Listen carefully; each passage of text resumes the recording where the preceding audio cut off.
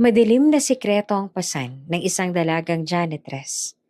Bata pa lamang siya nang ilibing ng buhay ng sariling pamilya. At mula noon ay tinakasan niya ang lahat. Sa bawat pagwalis ng sahig sa kumpanya, dala niya ang sumpa ng nakaraan. Sumpang sinasabing magpapabagsak sa sino mang magmamahal sa kanya. Ngunit isang gabi, natuklasan ng isang makapangyarihang CEO ang kanyang kakaibang talino. At mula noon, gabi-gabi na siyang tinatawag nitong Lucky Charm. Gabi-gabing inibig ng CEO ang janitress. Hanggang sa pinahanap na lang ito nang hindi na pumasok. Paano kung konektado pala siya sa pamilyang nagtangkang ilibing ng buhay sa kanya?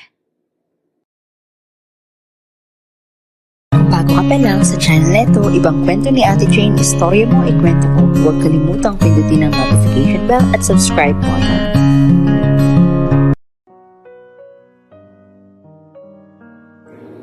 Sa isang marangyang bahay sa Makati, tahimik ang gabi. Ang ilaw ng chandelier sa sala ay naglalaro sa mga antigong kagamitan. Isang kombinasyon ng modernong estilo at tradisyonal na dekorasyon ng pamilyang Wu. Sa gitna ng katahimikan, nakatayo si Xinyi Wu. Mahigpit ang tindig at hawak ang maliit na abaniko habang nakatitig sa lumang papel na hawak ng feng shui master. Xinyi, sabi ng asawa niyang si Rogelio Wu, dahan-dahan. Sigurado ka ba sa sinabi ng master? Si Xinyi matanda na. May pilik na matibay na buhok na itim pa rin sa kabila ng kanyang edad at kilala sa pagiging mahigpit sa tradisyon. Sabi ng master, Rogelio, hindi ito basta babala. Ang unang anak na babae daw, magdadala ng sumpa sa pamilya. Kamalasan hanggang sa kamatayan. Naramdaman ni Rogelio ang bigat ng mga salita. Pinisil niya ang kamay ng asawa, pero hindi ito pumayag na lumuha. Alam mo na mahalaga sa akin ng pamilya. Ngunit, anak ba natin o sumpa ang pipiliin natin? Tahimik si Xinyi. Tinitingnan ng kandila sa altar habang inuulit sa isip ang sinabi ng master. Dapat ipaalis o ipaabort ang bata bago pa man siya lumaki. Iyan lang makakapagligtas sa atin. Biglang bumangon si Rogelio. Ang kanyang mukha ay puno ng determinasyon. Hindi. Ano mang sabihin ng feng shui master, hindi natin i-abort ang magiging apo natin. Mahal na mahal ko ang apo na yon. At hindi natin siya masisira dahil sa takot. Kung minsan, dapat ang puso ang pinakamasusing gabay. Nagtinginan ng mag-asawa sa isang sandali. Ang lola mahigpit sa paniniwala at ang lolo puno ng tapang at pagmamahal. Hindi nila alam na sa gabing iyon, magsisimula ang kwento ng unang sanggol na magdadala ng liwanag at kasabay nito ng madilim na banta. Lumipas ang mga linggo at dumarating na ang araw ng kapanganakan. Sa isang maluwag at maaliwalas na ospital sa lungsod, naroon si Celeste Wu, ang ina. Nahihirapang huminga ngunit puno ng pag-asa. Katabi niya si Esteban Wu, ang ama.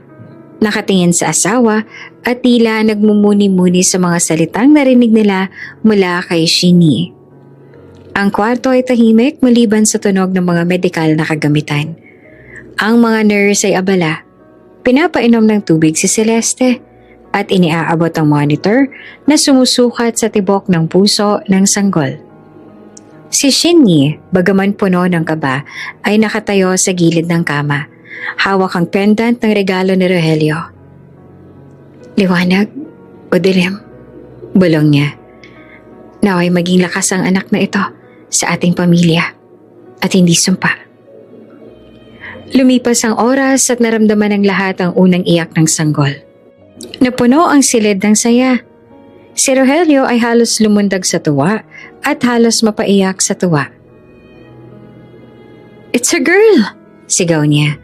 Hindi niya namalaya niyakap niya si Xinyi ng mahigpit. At kahit pa may paalala sa kanyang isipan tungkol sa sumpa, pansamantala ay nakalimot siya.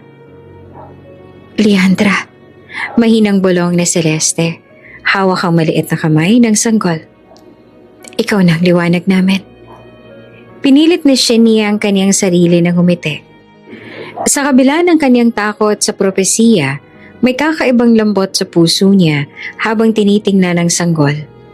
Ang mga mata ng bata ay tila may kakaibang kislap at ang kanyang maliit na kamay ay mahigpit na humawak sa daliri ni Celeste. Para kay Shenia, tila pansamantalang natabunan ng lahat ng banta ng feng shui. Pagkatapos ng ilang oras, habang nagpapahinga ang ina at bata, naglakad si Shenia patungo sa bintana. Tumingala siya sa buwan, huminga ng malalim. Kung totoong sumpa siya, at kung siya'y magdadala ng kapahamakan, naway mapalitan ito ng proteksyon at gabay. Ang puso ko, ang susunod na gabay, hindi lamang tradisyon. Si Rogelio na nakaupo sa tabi ng kama ay tiningnan siya at ngumiti. Kaya natin to. Hindi siya magiging sumpa kundi pag-ibig. Hindi niya kailangang palitan ng kapalaran. Tayo ang magiging kanyang sandigan. Habang lumalalim ang gabi, dinala ng nurse si Leandra sa kanyang higaan at dahan-dahang pinapalitan ng lampin at pinadidede. Ang mga mata ng sanggol ay tila nakatingin sa bawat miyembro ng pamilya at may kakaibang katahimikan sa hangin. Isang tanda na ang buhay ng batang ito ay magdadala ng mga kwento, pag-ibig at hamon sa pamilyang Wu. Sa loob ng bahay, tahimik na nagdarasal si Celeste. Hinihiling na sana ay maging malusog at masayang anak. Si Esteban ay nakatingin sa maliit na nilalang sa kanyang bisig at ang bawat tibok ng puso ng sanggol ay parang nagdudulot ng bagong pag-asa sa kanya. Sa puntong yon, kahit na may pangamba sa hinaharap, ramdam ng lahat ang init ng pagmamahal. Ang sumpa na banta ng feng shui ay pansamantala nilang nakalimutan. Ang liwanag ng sanggol ay higit na mas maliwanag kesa sa anumang kadiliman na maaaring dumating. At doon, sa malamlam na ilaw ng ospital, sa gitna ng pag-iyak at ngiti, ipinanganak si Leandra Wu, ang batang babae na magiging sentro ng kanilang pagmamahalan, ng pangarap, at sa kabila ng mga darating na pagsubok, magdadala rin ng matinding damdamin at pagbabago sa kanilang buhay. Sa unang hininga ni Leandra, nagsimula ang isang kwento. Isang kwento ng pamilya, sumpa, tapang, at pagmamahal.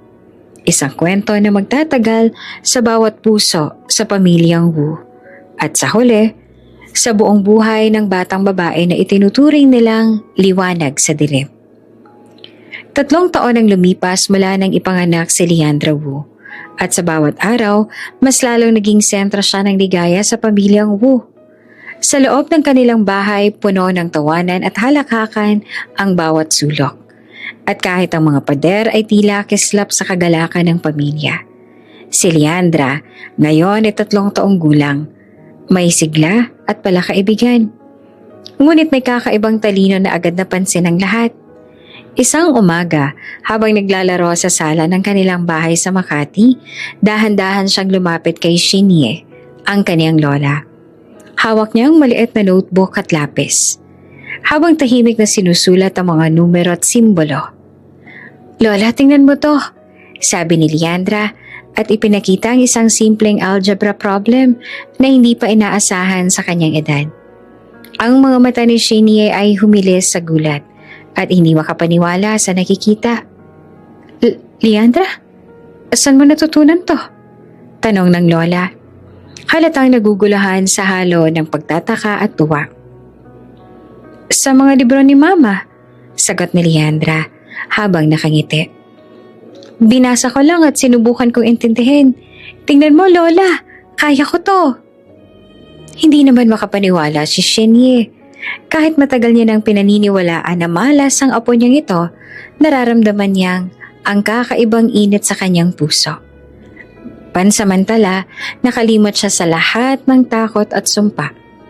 Ang batang babae sa harap niya na may malamatalinong tingin at matikas na kilos ay puno ng liwanag at pag-asa. Samantala si Esteban, ang ama, ay lumapit at niyakap si Leandra. "Ang talino mo talaga, anak," sabi niya habang tinitingnan ang maliit na kamay ng anak na tila may kapangyarihan sa bawat galaw ng lapis at papel.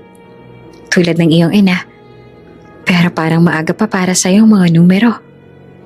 Si Celeste naman, ang ina, ay nakaupo sa sofa, pinagmamasdan ng anak at punong-puno ng pagmamahal.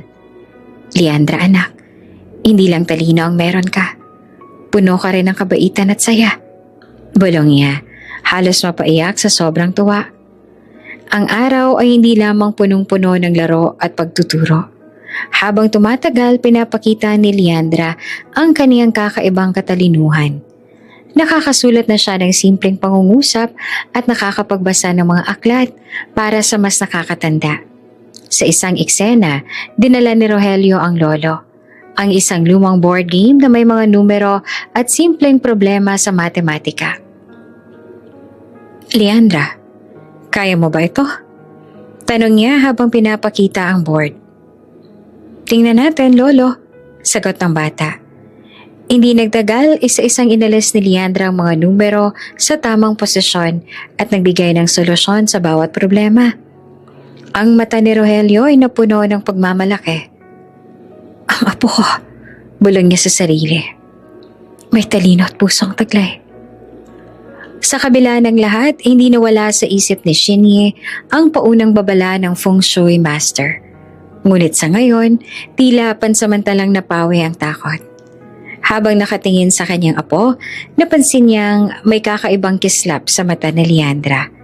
Isang liwanag na nagdudulot ng init sa puso kahit may banta sa hinaharap. Lumapit si Shinny at hinaplos ang buhok ni Leandra. "Anak, alam mo ba, kahit minsan ay iniisip ko kung malas ka. Pero ngayon nakikita ko, ikaw ang liwanag namin." Tumango si Leandra at ngumiti. Hindi lubos na nauunawaan ang bigat ng sinasabi ng lola. Ngunit ramdam niya ang pagmamahal ng pagkalinga sa bawat salita. Sa puntong yon, para kay Leandra, simpleng laro at pagtuklas sa mundo ang mahalaga at hindi ang mga komplikadong propesiya. Sa hapagkainan, habang kumakain ng kanilang paboritong adobo at sinangag, patuloy ang pagtuturo ng mga magulang. "Leandra, anak, ito ang tawag sa simpleng division.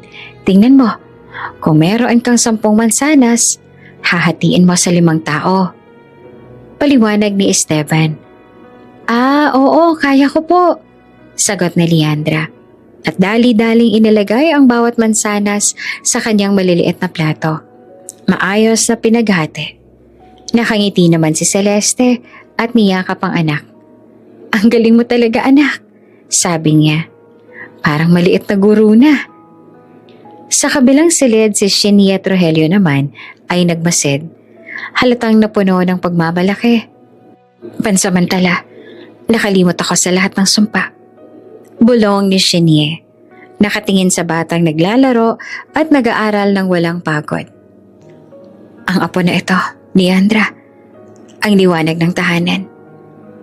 Habang lumalalim ang hapon at nagsisimulang magbadya ang paglubog ng araw, si Leandra ay tumakbo sa hardin kasama ang kanyang maliit na aso. Tumigil siya sandali at tumingin sa mga bulaklak na namukadkad. "Ang ganda po ng mundo," bulong niya sa sarili. Sa murang edad, naramdaman niya ang saya, pag-asa at pagmamahal. Isang kombinasyon na magpapatibay sa kanya sa darating na mga pagsubok. Sa gabi bago matulog, habang hawak ni Leandra ang kanyang paboritong libro, nakita siya ni Shinny at napangiti. "Kung totoong malas ka, anak," bulong niya sa sarili. "Hindi ito halata ngayon. Para sa amin, ikaw ang pinakamagandang regalo." At doon natapos ang araw ng batang prodigy. Isang araw na puno ng tawa, pagtuturo, pagmamahal. Isang simula ng kwento kung paanong magiging ilaw si Leandra sa tahanan, sa kabila ng banta ng sumpa na minsang binalak ang buhay niya. 5 taon na si Leandra. Ang dating masigla at masayang pamilya Wu ay unti-unting nakaramdam ng bigat sa hangin. Hindi dahil sa bata, kundi dahil sa sunod-sunod na kamalasan na dumating sa kanilang negosyo at buhay. Isang hapon habang nagkakape si Esteban sa kanyang opisina, tumingin siya sa monitor at napansin ang malalaking pagbabago sa stock market. Ang kumpanya niya na dating maayos ang kita ay unti-unting nalulugi. Ang mga numero sa screen ay tila nagbabadya ng kasawiang palad. Hindi to pwedeng mangyari, sabi niya sa sarili habang hawak ang ulo. Samantala, sa kabilang silid si Shinyi naman ay abala sa pagsusuri ng ledger ng kaniyang negosyo. Ang dating masagana at maayos sa trading house ay unti-unting humina. Ano ba to? Sunod-sunod na kamalasan. Bulong niya sa sarili.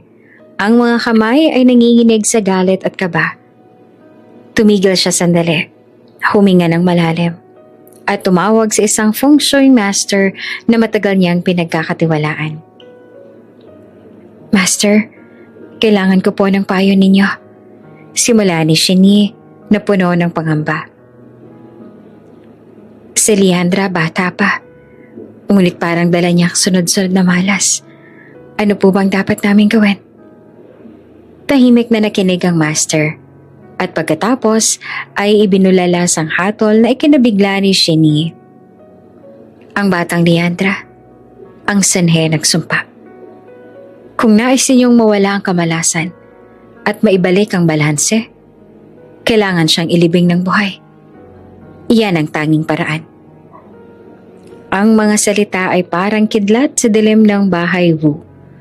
Si Shinyi ay nanlumo. Ang mga mata niya ay puno ng luhang nag-aalab sa takot at galit. Hindi pwede. Hindi ko magagawa to sa apo ko. Bulong niya sa sarili. Ngunit alam niyang may bigat ang propesiya. Dali-daling tumakbo si Shinye sa sala, kung saan naman naroon ang buong pamilya.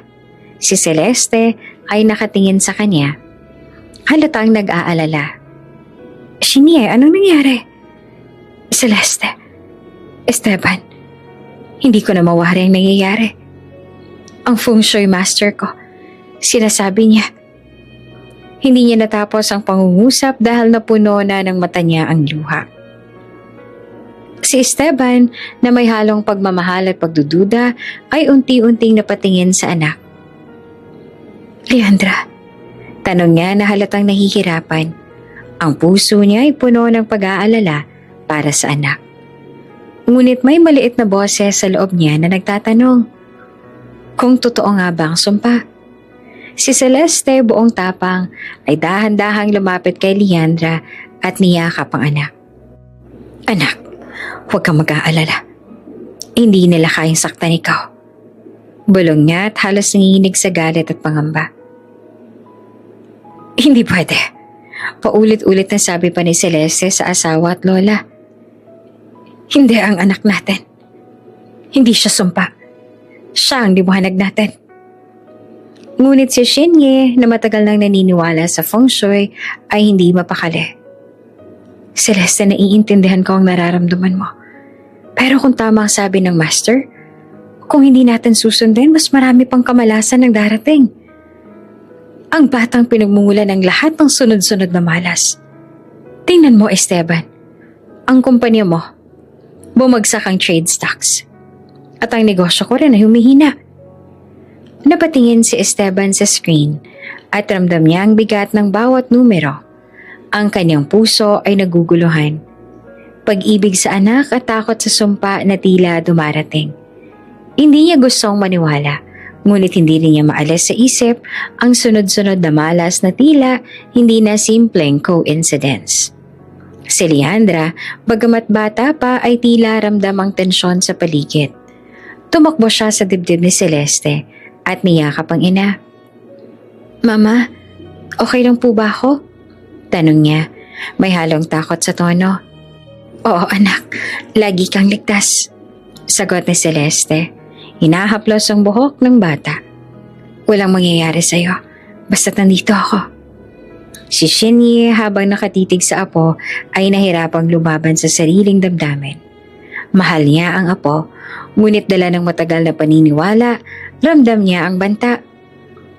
Leandra, sana'y maintindihan mo. Bulong niya at halos mapaiyak sa bigat ang desisyon na kailangang pag-isipan. Habang lumalalim ang gabi, ang pamilya Wu ay nagtitipon sa sala. Ang dating masayang tawanan ay napalitan ng tahimik na tensyon at pangamba. Ang sumpa na dati malabong babala ay tila nagiging malinaw sa bawat sulok ng bahay. Sa bawat numero ng stock report, sa bawat pagkawala ng kita, at sa bawat hindi inaasahang problema. Si Celeste, buong tapang, ay naninindigan. Hindi ko papayagan na saktan natin ang anak natin. Si Leandra hindi malas. Siya ay biyaya. Liwanag ng tahanan natin. At hindi ko papayagan na mawala siya dahil sa takot. Si Esteban ay napatingin sa kanyang asawa. Ramdam ang bigat ng sitwasyon. Ang puso niya ay naguguluhan. Pag-ibig, pangamba, at pagdududa. Ngunit sa bawat yakap ni Celeste kay Leandra, unti-unti siyang naaalala na minsan ang puso at pagmamahal ang mas malakas kesa sa anumang takot o sumpa. At doon nagsimula ang 5 taong buhay ni Leandra na puno ng liwanag ngunit sabay rin ng madidilim na banta. Ang sunod-sunod na kamalasan ay tila simula pa lamang. Ang simula ng sumpa na magtatakda sa darating na mga hamon sa kanilang pamilya. 7 taon na si Leandra nang ipinanganak ang bunsong kapatid na si Hiro. Sa unang sandali nang makita ng pamilyang maliit na sanggol na puno ng tuwa ang buong bahay, ang halakhakan at ngiti ay umalinsunod sa bawat sulok. At si Leandra ay sobrang interesado sa bagong miyembro ng pamilya. Leandra, ito ang kapatid mo, sabi ni Celeste habang hawak si Hiro. Alagaan mo siya, ha? Opo, Mama, sagot naman ng bata. Ang mga mata ay kumikislap sa excitement. Hinawakan niya ang maliit na kamay ni Hiro at sa unang pagkakataon, damang-dama niya ang pagiging ate. Ngunit sa isang iglap, nagbago ang lahat. Nang unang beses na tuluyang hinawakan ni Leandra ang sanggol, bigla itong humina. Ang mga mata ni Hiro ay nag-roll back at hindi na siya huminga. Ang tahimik na halakhakan ay napalitan ng pag-iyak at pagkabigla. Hindi! Hiro! Sigaw ni Celeste habang pinipilit na buhatin ng anak at tingnan kung may paghinga pa ba. Si Esteban, ang ama, ay napaluhod sa sahig, puno ng pagkabigla. Ang mga mata niya ay puno ng takot at pangamba. Leandra, bakit nangyayari to? Bulong niya na halatang hindi naman makapaniwala. Si Shinyi ay nananatiling nakatayo sa gilid ng kwarto. Mahigpit ang hawak sa abaniko at ang mga labi niya ay nanginginig. Ang propesiya at sumpa na dati takot lamang ay tila biglang nagkatotoo sa harap niya. Ito na, kumpirmado. Bulong niya sa sarili. Ang bata, ang unang anak na babae, ang pinagmumula ng kamalasan. Paulit-ulit silang sumubok magkaanak sa mga sumunod na buwan, ngunit palaging nalalaglagan si Celeste.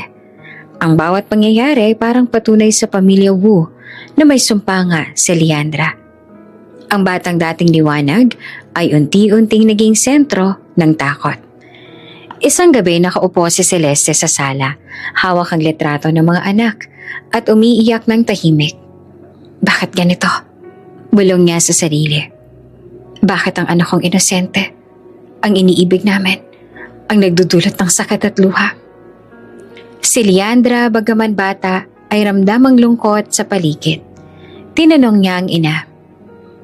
Mama, okay po ba si Hiro? Hindi anak. Hindi na siya kasama natin. Sagot ni Celeste at niyakap ang anak ng mahigpit. Pero huwag ka mag-aalala anak. Hindi mo ito kasalanan. Ngunit sa puso ni Shinye, kahit gustong maniwala sa kabutihan ng apo, tumindi ang paniniwala na totoo ang sinasabi ng master. Leandra, bulong niya sa sarili. habang nanonood sa bata. Ikaw ang ugat ng lahat ng kamalasan. Kung hindi kami kikilos, mas marami pang mangyayari. Ang tensyon sa bahay ay ramdam ng lahat. Ang dating masayang samahan ay unti-unting napalitan ng takot at pangamba. Si Esteban, bagamat mahal ang anak, ay unti-unting napuno ng pagdududa. Ang bawat hakbang ni Leandra ay sinusundan ng kakaibang tensyon. Isang araw, habang naglalaro si Leandra sa hardin, lumapit si Shani sa kanya. Leandra anak, may mga bagay na kailangan mong maintindihan. Simula ng lola, ngunit bigla siyang huminto. Ramdam niya ang kagandahan at kabaitan ng apo. At kahit na may banta sa isip niya, nahirapan siyang ipahayag ang nakakagimbal na katotohanan. Samantala si Celeste naman ay nagpasya na ipagtanggol ang anak. Ma, tama na. Hindi naman si Leandra ang sanhi ng kamalasan. Ang ating pagmamahal at pagkalinga ang kailangan niya ngayon. Sabi niya na buong tapang. Si Esteban ay tumingin sa magkabilang babae. Ang asawa na nagmamahal sa anak at ang ina na puno ng paniniwala sa feng shui. Ang kanyang puso ay puno ng kaguluhan. Hindi ko alam kung saan ako lalapit. Mahal ko si Leandra, pero hindi ko maalis sa isip ang nangyari kay Hiro. Ang mga sumunod na linggo ay puno ng tahimik na tensyon. Ang bawat hakbang ni Leandra ay sinusundan ng mata ng lolo at lola. Ang dating masayang pamilya ay unti-unting nagiging seryoso. At sa bawat pangyayari, ang sumpa ay tila unti-unting bumabalot sa kanilang tahanan. Ngunit sa kabila ng lahat, si Leandra ay nananatiling inosente. Ang kanyang tawa ay maingat. Ang kanyang mga salita ay puno ng kabutihan. At kahit sa murang edad, alam niyang mahal siya ng kanyang pamilya. Ang liwanag ng batang ito ay nananatiling buhay kahit nasa gitna ng kadiliman at takot. At sa bawat gabi, bago matulog si Shenie ay tumitig sa bata. Mahigpit ang hawak sa pendant sa kanyang dibdib. Kung totoo o hindi man ang sumpa, sana'y maipakita mo sa amin na mali ang aming takot. Bulong niya sa sarili. At sa gitna ng pangamba, may maliit na pag-asa ng liwanag na Leandra ay hindi matitinag kahit anong malas. Isang maulang hapon nang maganap ang insidente na halos malunod si Leandra sa ilog sa bakuran ng kanilang lumang bahay sa probinsya. Ang batang 7 taong gulang ay nadulas mula sa bangketa habang naglalaro. At sa loob ng ilang segundo, halos wala na siyang hininga. Si Rogelio, ang lolo, ay agad na sumugod at hinugot ang apo mula sa tubig. Basang-basa at nanginginig sa takot si Leandra. Ngunit buhay. Leandra, huwag kang aalis sa tabi ko! Sigaw ni Rogelio. Ngunit bago pa makahawak ay naanad si Rogelio ng mabilis na agos ng tubig sa ilog. Ngunit ang pangyayaring iyon ay nagpasiklam ng galit at dalamhati sa puso ni Shenie. Para sa kanya, tila hudyat ito na kailangan ng kumilos. Sa loob ng bahay, nakatingin siya sa apo na nakahiga sa kumot. At ang malamlam niyang mata ay nagpakita ng malamig na determinasyon. Dapat matapos na ito. Kailangan tapusin ang sumpa. Bulong niya sa sarili. Lumapit naman si Esteban sa ina. May halong pangamba at kaguluhan sa mukha. Ma, sigurado ka ba? Tanong niya. Nanginginig. Anak ko si Leandra. Oo, Esteban. Kung hindi natin gagawin to, ang mga kamalasan ay hindi titigil. Ang bata ang ugat ng lahat. Sagot ni Shenie. Malamig at matatag ang tinig. Nagdesisyon silang ilibing si Leandra habang buhay. Ang puso ng bawat isa ay nababalot ng takot at lungkot. Ngunit sa isip ni Shenie, ito ang tanging paraan para makaalis ang sumpa. Pumayag naman si Esteban. Hindi dahil gusto niya, kundi dahil nais niyang magkaroon muli ng anak na lalaki. Kung ito ang kailangan, gagawin natin. Para sa pamilya. Bulong niya sa sarili, kahit ramdam ang bigat sa dibdib. Si Celeste, na labis ang pagmamahal sa anak, ay buong tapang na tumutol. Hindi pwede. Anak natin yon, hindi siya sumpa. Sigaw niya. Ang luha ay dumadaloy sa kanyang mga pisngi. Ngunit walang pakialam si Shenie. Sa galit at determinasyon, ipinasok siya sa isang maliit na kwarto at itinaas at isinara ang pinto. Dito ka muna, hindi ka makikialam. Utos pa ni Shenie at siniguradong hindi na mapapalapit si Celeste sa mga mangyayari. Samantala, si Manang Dorina, at tangpat na loyal na katulong ng pamilya Wu, ay lihim na nanonood sa likod ng bintana. Ramdam niya ang panganib at alam niyang kailangan niyang kumilos para iligtas ang batang si Leandra.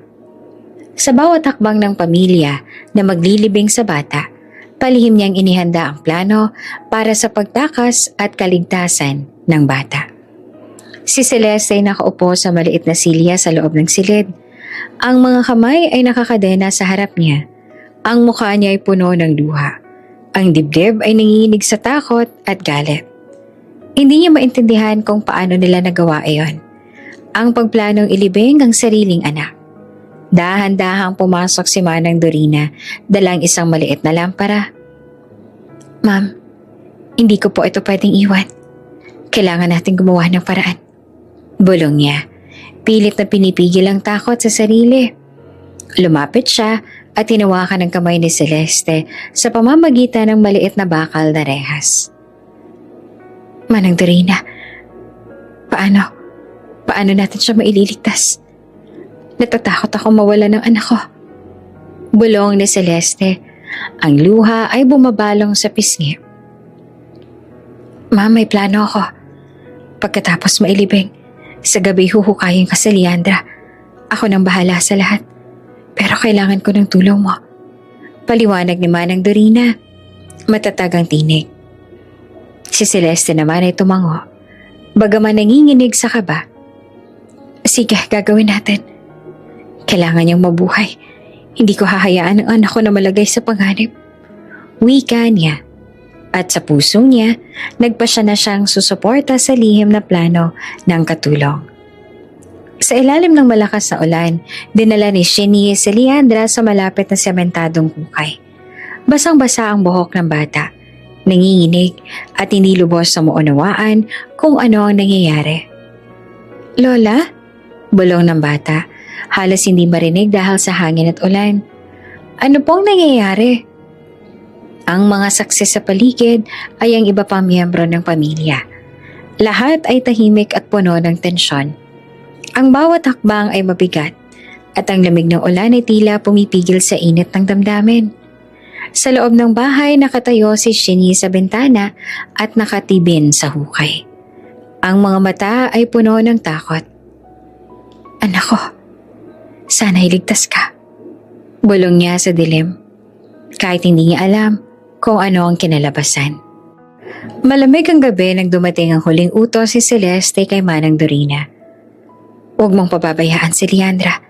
Kailangan niyang mabuhay. Kahit na anong mangyari. Dala mo ang lahat ng magagamit niya sa pagtakas. Wika niya. Ang mga mata ay puno ng luha at pangamba. Si Dorina, ang matapat na katulong ng pamilya, ay tumango. Ramdam ang bigat ng sitwasyon. Alam niyang hindi pwedeng magtagal sa lugar na iyon. Bawat minuto ay maaaring magdala ng panganib kay Leandra. Pinaghandaan niya ang lahat. Dala ang maliit na pala, isang lumang bag at mga alahas na iniabot ni Celeste. Huwag kang matakot anak, ililigtas kita. Bulong niya sa batang si Leandra habang iniaabot ang maliit na kamay nito sa kanyang palad. Sa ilalim ng dilim at malakas sa ulan, hinukay nila ang maliit na hukay kung saan inilibing si Leandra. At sa tulong ng mga kamay ni Dorina, nailigtas ang bata. Basang-basa at nanginginig si Leandra, ngunit ramdam niya ang tapang ng katulong sa bawat hakbang. Manang Dorina, saan po tayo pupunta? Tanong niya, may halong takot at kuryosidad. Sa ligtas na lugar, anak. Walang ibang makakaalam kung saan. Sagot ni Dorina. habang mabilis silang nagtatago sa mga puno at mabatong daan patungo sa bundok. Dala-dala rin niya ang mga alahas ni Leandra, maliit na gintong kwentas at pulseras bilang pinansyal na proteksyon sa kanilang pagtakas. Matapos ang ilang oras ng paglalakad, nakarating sila sa isang maliit na kubo sa gilid ng bundok. Ang lugar ay tahimik, malayo sa mata ng mundo. Doon, binago ni Dorina ang pangalan ni Leandra. Mula ngayon, ikaw na ay si Liana. Walang makakaalam ng totoong pangalan mo. Wika niya habang tinuturo sa bata ang bagong pangalan. Sa mga sumunod na taon, lumaki si Liana sa bundok kasama si Dorina. Hindi siya pinapasok sa formal na eskwelahan, ngunit dinalhan siya ng mga libro, matematika, agham, kasaysayan at kahit mga kwento ng ibang lugar. Sa bawat pahina, lumalago ang katalinuhan at kuryosidad ng bata. Natututunan niya magbasa at magsulat ang maayos. At sa murang edad, alam niya na ang konsepto ng algebra at simpleng calculus. Sa bawat umaga, si Dorina ay naghahanda naman ng simpleng almusal. At pagkatapos ay nagtuturo kay Liana sa ilalim ng dilim ng malaking puno. Liana, tandaan mo, ang kaalaman ay ang tanging sandata mo sa mundo. Paliwanag ni Dorina habang itinuturo ang mga numero sa lumang notebook. Sa kabila ng lungkot at pangungulila sa pamilya, natutunan ni Liana na maging matatag. Ang bundok ay naging tahanan niya at ang kalikasan ang kaniyang kasama. Ang mga hayop at halaman ay nagbibigay sa kanya ng kaalaman at saya. Tuwing may araw na maliwanag, naglalaro siya sa mga bates, nagmamasid sa tubig, at natututo ng mga pattern sa paligid. Isang uri ng calculus ng kalikasan sa murang edad. Ngunit sa bawat gabi, may malalalim na tanong sa puso ni Liana. Nasaan kaya sina mama at papa? Nasaan ang pamilya ko? Tanong niya sa sarili habang nakahiga sa lumang panig sa tabi ni Dorina. Hindi niya lubos na naiintindihan ang mga pangyayari noon. Ngunit ramdam niya ang pagmamahal at seguridad ng katulong. Si Dorina naman ay laging naniniwala sa pangarap ng bata. Huwag kang matakot, anak. Ang buhay mo ay mahalaga. Darating ang panahon na malalaman mo ang katotohanan at magtatagumpay ka. Sabi niya at inayos ang buhok ni Liana at inayos rin ang kumot nito. Dahil sa mga libro at pagtuturo ni Dorina, si Liana ay naging batang maalam, masigasig at may pangarap. Natutunan niya kung paanong harapin ang mga problema kahit na mailap sa tao. Kahit wala siyang kaalaman sa modernong lungsod o teknolohiya noon, ang kanyang katalinuhan at talino ay lumalago. Tuwing umuulan, naririnig niya ang mga tunog ng kalikasan at doon niya natutunan ang mga pattern sa hangin, tubig at lupa. Unti-unti lumalakas ang kanyang determinasyon na balang araw matutuklasan niya ang totoong mundo at ang kanyang pamilya. Ang mga alahas na iniwan ni Celeste ay naging simbolo ng pag-asa na sa tamang panahon ay magagamit niya. Sa loob ng simpleng kubo, si Liana ay naging bata na puno ng pangarap. Ang kanyang murang puso ay puno ng katalinuhan at pananabik sa hinaharap. Ang bundok, bagamat mailap at malayo sa mundo, ay naging lugar kung saan siya natutong lumaban para sa kanyang buhay at kinabukasan. Sa bawat pahina ng libro, sa bawat hakbang sa gubat, at sa bawat kwento ni Dorina, natutunan ni Liana na kahit mailap sa tao, maaari siyang mabuhay ng may tapang at pangarap. Ang batang janitress sa hinaharap ay nagsisimula ng bumuo ng sarili niyang mundo. Isang mundo ng katalinuhan, tapang at pangarap. Handa sa darating na hamon. Malamig ang tahimik ng silid kung saan nakahiga si Dorina. Ang kanyang katawan ay nanginginig sa sakit at ang bawat paghinga ay halata ang hirap. Si Leandra ngayon ay 12 taong gulang na, nakaupo sa tabi niya. Hawak ang kamay ng tanging taong nag-aalaga sa kanya sa buong buhay. Leandra, anak, may huling bilin ako sa iyo. Bulong ni Dorina. Ang tinig niya ay nanginginig ngunit puno ng pagmamahal. Hinawakan niya ng mahigpit ang kamay ng dalaga. Ramdam ang init kahit pa may lamig sa paligid. Umiyak si Leandra. Manang Dorina, please. Huwag mo po akong iwan. Tumigil si Leandra sa pag-iyak. Nanginginig ang boses. Alam niyang malapit nang mawala ang matandang babae na nagpakita sa kanya ng mundo. Leandra, huwag kang iibig si Inchik. Wika ni Dorina. Pinipilit na magpakatatag sa kabila ng kanyang pagod. Mahalaga ang puso mo. At baka may masamang mangyari kung susundin mo sila. Hindi naman naintindihan ni Leandra ang buong ibig sabihin ng babala. Ano pong Inchik? Bakit hindi siya pwedeng umibig? Ngunit hindi niya lubos na naintindihan. Ramdam niya ang bigat ng salita sa kanyang puso. Ang babala ni Dorina ay parang apoy na nag-iwan ng bakas sa kanyang murang puso. Isang paalala na may panganib sa hinaharap, pero hindi malinaw kung ano. Manang Dorina, bakit po? Bulong ni Leandra. Ang luha ay bumabaloy sa kanyang pisngi. Hinawakan niyang mahigpit ang kamay ng matanda. Para hindi siya handang pakawalan. Leandra, ang buhay mo ang pinakamahalaga. Tandaan mo, ang katalinuhan at tapang mo ang magdadala sa iyo sa mundo. Wika ni Dorina. Huminga siya ng malalim at ngumiti kahit ramdam ang sakit. Ngayon, kailangan mo nang magpatuloy, magpakatatag at hanapin ang sariling kapalaran. Ang mga mata ni Leandra ay puno ng luha. Hindi ko po kayo mawala kayo. Iniyakan niya ng labis. Nanginginig ang buong katawan. Anak, kailangan mong mabuhay para sa sarili mo. Para sa lahat ng magagawa mo. Sagot pa ni Dorina. Ang tinig ay napakatinig ngunit puno ng pangunawa. Ngayon, ako'y magpapahinga. At sa oras na mawala ako, kailangan mong maglakbay. Bumaba ng bundok at subukin ang iyong kapalaran sa syudad. Ilang sandali lang napansin ni Leandra na humina ng kamay ni Dorina. Ang huling hininga ng matanda ay dumaan sa kanyang pandinig. Nilapitan siya ng lamig ng kamatayan. At sa kabila ng takot, ramdam niya ang init ng pagmamahal na iniwan sa kanya. Lumubog sa lupa ang katawan ni Dorina. At ang mundo ni Leandra ay biglang naupo ng katahimikan. Ang tanging tunog ay ang hangin sa bundok. Ang mga dahon na hinahaplos ng hangin at ang kanyang sariling hininga na parang walang katapusan. Naupo naman si Leandra sa tabi ng katawan ni Dorina. Hindi makaalis ang tingin sa mukha ng tanging taong nagbibigay sa kanya ng pagmamahal at gabay. Ang bundok na noon ay naging tahanan niya. Ngayon ay tila isang kulungan ng lungkot.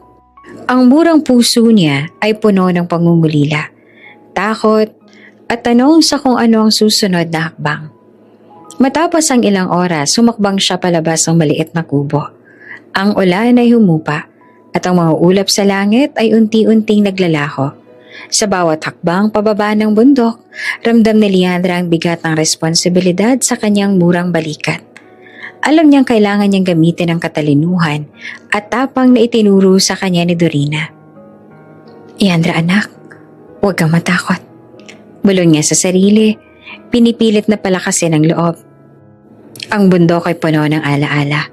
Ang bawat libro, bawat turo, at bawat kwento ni Dorina ay naging gabay niya. Sa unang pagkakataon, naisip niya na kailangan niyang lisanin ang bundok.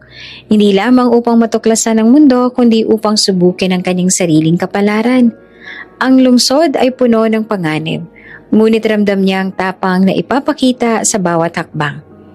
Bago tuluyang bumaba, huling tumingin si Leandra sa kubo.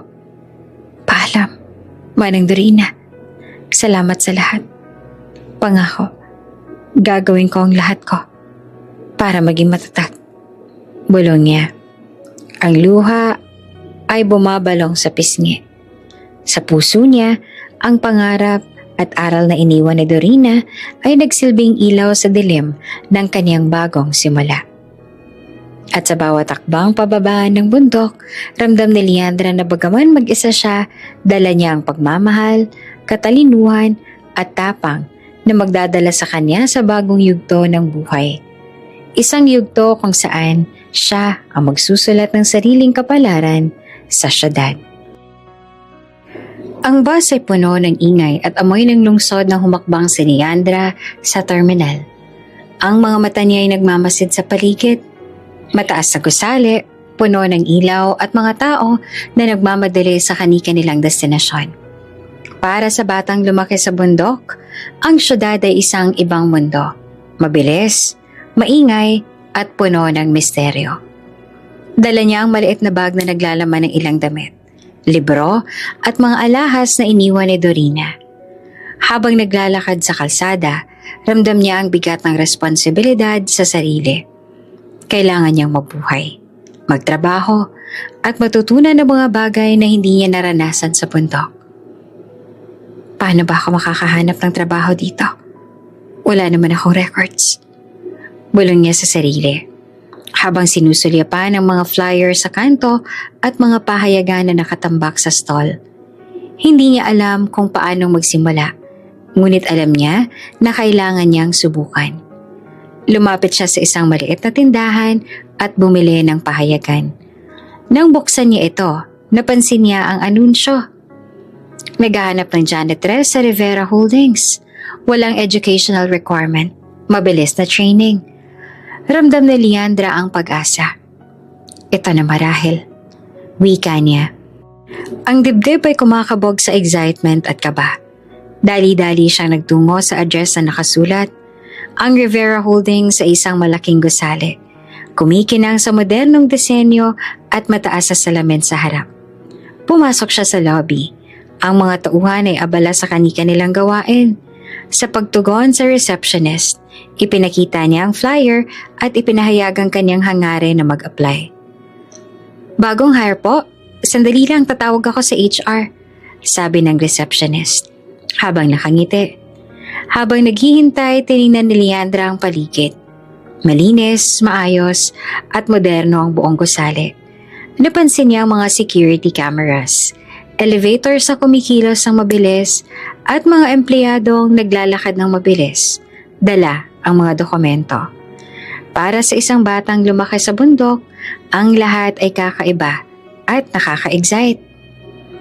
Ilang sandali lang dumating ang HR manager at tinanong siya, "Kamusta, miss? Paano ka nakarating sa amin?" "Nabasa ko po sa pahayagan ng job opening at interesado po ako magtrabaho bilang janitress," sagot ni Leandra. Malinaw ang boses, bagaman nanginginig ang kamay sa kaba. Pinagmasdan siya ng HR manager. "Wala ka bang educational records?" tanong niya, na tila may pag-aalinlangan. Wala po, pero mabilis po ako matuto. Masipag din po ako at marunong mag-ayos ng mga bagay. Kahit simple po ang trabaho, gagawin ko po ito ng maayos," paliwanag ni Leandra. Tinitiyak ang sarili na maipapakita ang determinasyon at sipag. Matapos ang ilang minuto, ngumiti ang HR manager. "Sige, may subukan natin. Magsimula ka bukas. Sundan mo ang assistant namin para sa orientation at pagpapakilala sa building." Ramdam ni Leandra ang kaligayahan na dumapo sa dibdib niya. Isang simpleng trabaho, ngunit para sa kanya, ito ay simula ng bagong buhay. Ang bawat hakbang sa loob ng malinis na gusali ay nagbigay sa kanya ng kakaibang pakiramdam. Isang pagkakataon na magsimulang muli at marahil mas mapalapit sa sagot ng kanyang nakaraan. Pagkatapos ng orientation, naglakad siya sa paligid ng gusali. Nakita niya ang mga empleyado na nagkatuwaan sa break room. Ang mga conference room na puno ng mahahalagang meeting at ang opisina na may modernong computer at dokumento. Para kay Leandra, ang lahat ay bago at kamangha-mangha. Kinaumagahan, oras na ng kanyang trabaho. Habang naglilinis sa isang conference room, napansin niya ang isang malaking chart ng stocks at trading data sa isang monitor. Ang mga numero ay pamilyar sa kanya. Natutunan niya ito mula sa libro ni Dorina. Hindi niya maiwasang humanga sa sarili. Ramdam niya na kahit lumaki siya sa bundok, ang katalinuhan at kaalaman ay dala-dala niya sa bawat hakbang. Sa maliit na silid ng janitorial, naglatag siya ng mga kagamitan, mop, walis, at cleaning solutions. Habang nililinis niya ang sahig, napaisip siya, baka ito na ang simula ng pagbabago sa buhay ko. Hindi niya alam na ang simpleng trabaho bilang janitress ay magiging pintuan para matuklasan ang kanyang nakaraan. Ang pamilya at ang kapalaran na matagal nang tinatago sa kanya. Sa gabi, pauwi na si Leandra sa kanyang maliit na inuupahang kwarto. Habang nakaupo sa gilid ng kama, tiningnan niya ang mga alahas si Dorina na dala niya pa rin. Ang bawat isa ay simbolo ng pag-asa, determinasyon at pagmamahal. Pinangako niya sa sarili, magpapatuloy ako, magiging matatag, at gagawin ko ang lahat para sa sarili ko. At sa kabila ng lungkot at pangungulila, may kakaibang pag-asa na kumikislap sa mga mata ni Leandra. Ang lungsod ay puno ng panganib at pagkakataon. Ngunit ramdam niya na sa bawat hakbang, unti-unti niyang mabubuo ang daan patungo sa kanyang kinabukasan. Ang simpleng trabaho bilang janitress ay nagsilbing simula. Isang hakbang sa paglalakbay ng isang batang babae na handang harapin ang mundo. Mag-iisang linggo na si Leandra sa kanyang pinapasukan. Tahimik ang gabi sa loob ng Rivera Holdings. Ang ilaw ng mga opisina ay nagliliwanag sa malaking bintana. Habang si Leandra ay naglilibot, dala ang walis at timba. Sa bawat hakbang niya ay maingat. Sinusunod ang routine na itinuro sa kanya sa unang linggo. Habang nililinis ang isang malaking conference room, napansin niya ang isang matinding ekspresyon ng galit sa kalapit ng opisina. Nakaupo sa harap ng maraming monitor, si Donato Rivera, ang CEO ng kumpanya na nakatitig sa mga bumagsak na trade stocks. Ang kanyang mga kamay ay malakas na kumikindat sa mesa at ang mga mata ay hindi mapakali, puno ng stress. Hindi naman napigilan ni Leandra ang sarili. Sa isang mahinang boses ay bulong niya, base sa probability ng statistics, may pattern po sa pagbagsak ng stocks.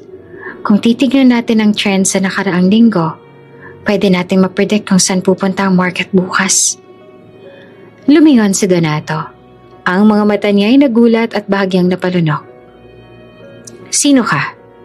Tanong niya na ang boses ay may halong pagkagulat at pagkaintriga. Po, janitress po ako. Pero interesado po ako sa math at economics. Natutunan ko po ang analysis sa mga libro na binili ng lola ko.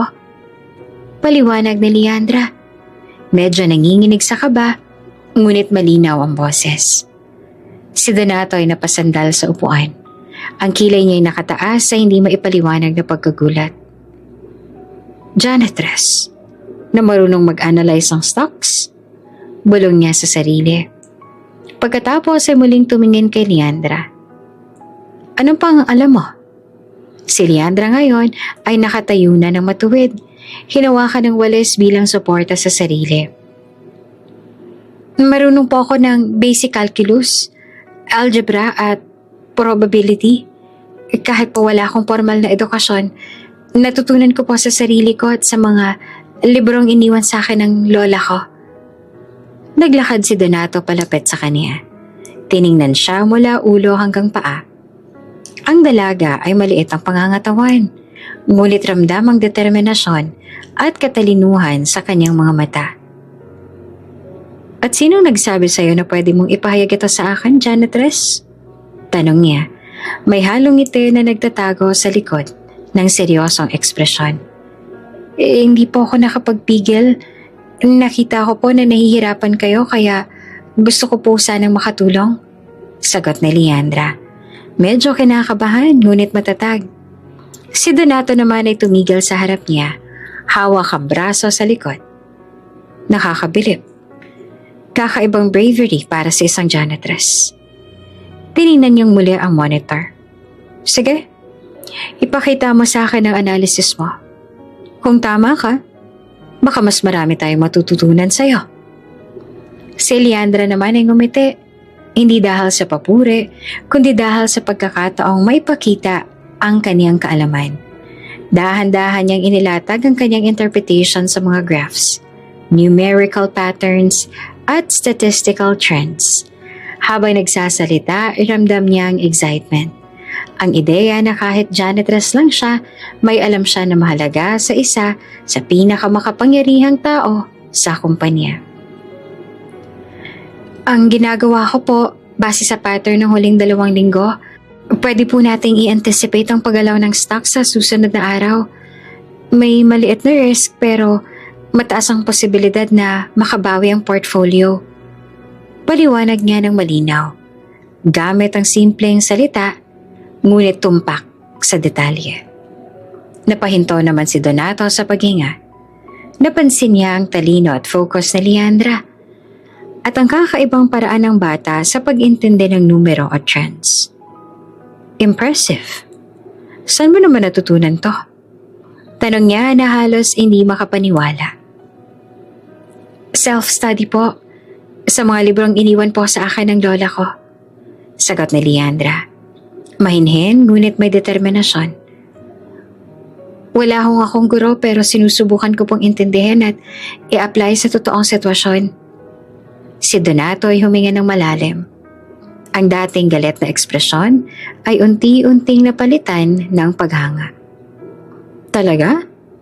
Janitress ka lang. Pero may utak at bravery. Marami dapat ako matutunan sa iyo. Anong pangalan mo? Liana po. Tugon ng dalaga. Si Liana ay napangiti. Inalala niya ang sabi ni Dorina na huwag sabihin ang totoo niyang pagkakakilanlan. Napangiti ang dalaga sa mga nangyayari ngayon sa kanya, hindi lamang sa papuri, kundi sa damdamin na may napapansin siyang bagong pagkakataon. Ang simpleng paglilinis sa gabi ay nauwi sa isang eksena na nagbukas ng bagong daan. Isang pintuan para sa kanya upang maipakita ang katalinuhan at marahil matuklasan ang mas malalim na misteryo ng kumpanya at ng kaniyang kapalaran. At sa gabing iyon, habang bumabalik sa janitorial closet, ramdam ni Leandra na unti-unti niyang nabubuksan ang pinto ng pagkakataon. Ang dating simpleng trabaho ay nagsisilbing simula para makilala ang CEO. At sa hindi inaasahang paraan, maipapakita niya ang talino at tapang na itinuro sa kanya ni Dorina sa bundok. Lumipas ang ilang linggo mula ng unang gabing nakilala ni Leandra si Donato, ang simpleng janitorial shift ay nagbago na. Hindi lamang dahil sa trabaho, kundi dahil sa pagkakataong makatulong sa isang tao na dati malayo sa kanyang mundo. Gabi-gabi matapos ang kanyang regular shift, tinatawag siya ni Donato sa executive office.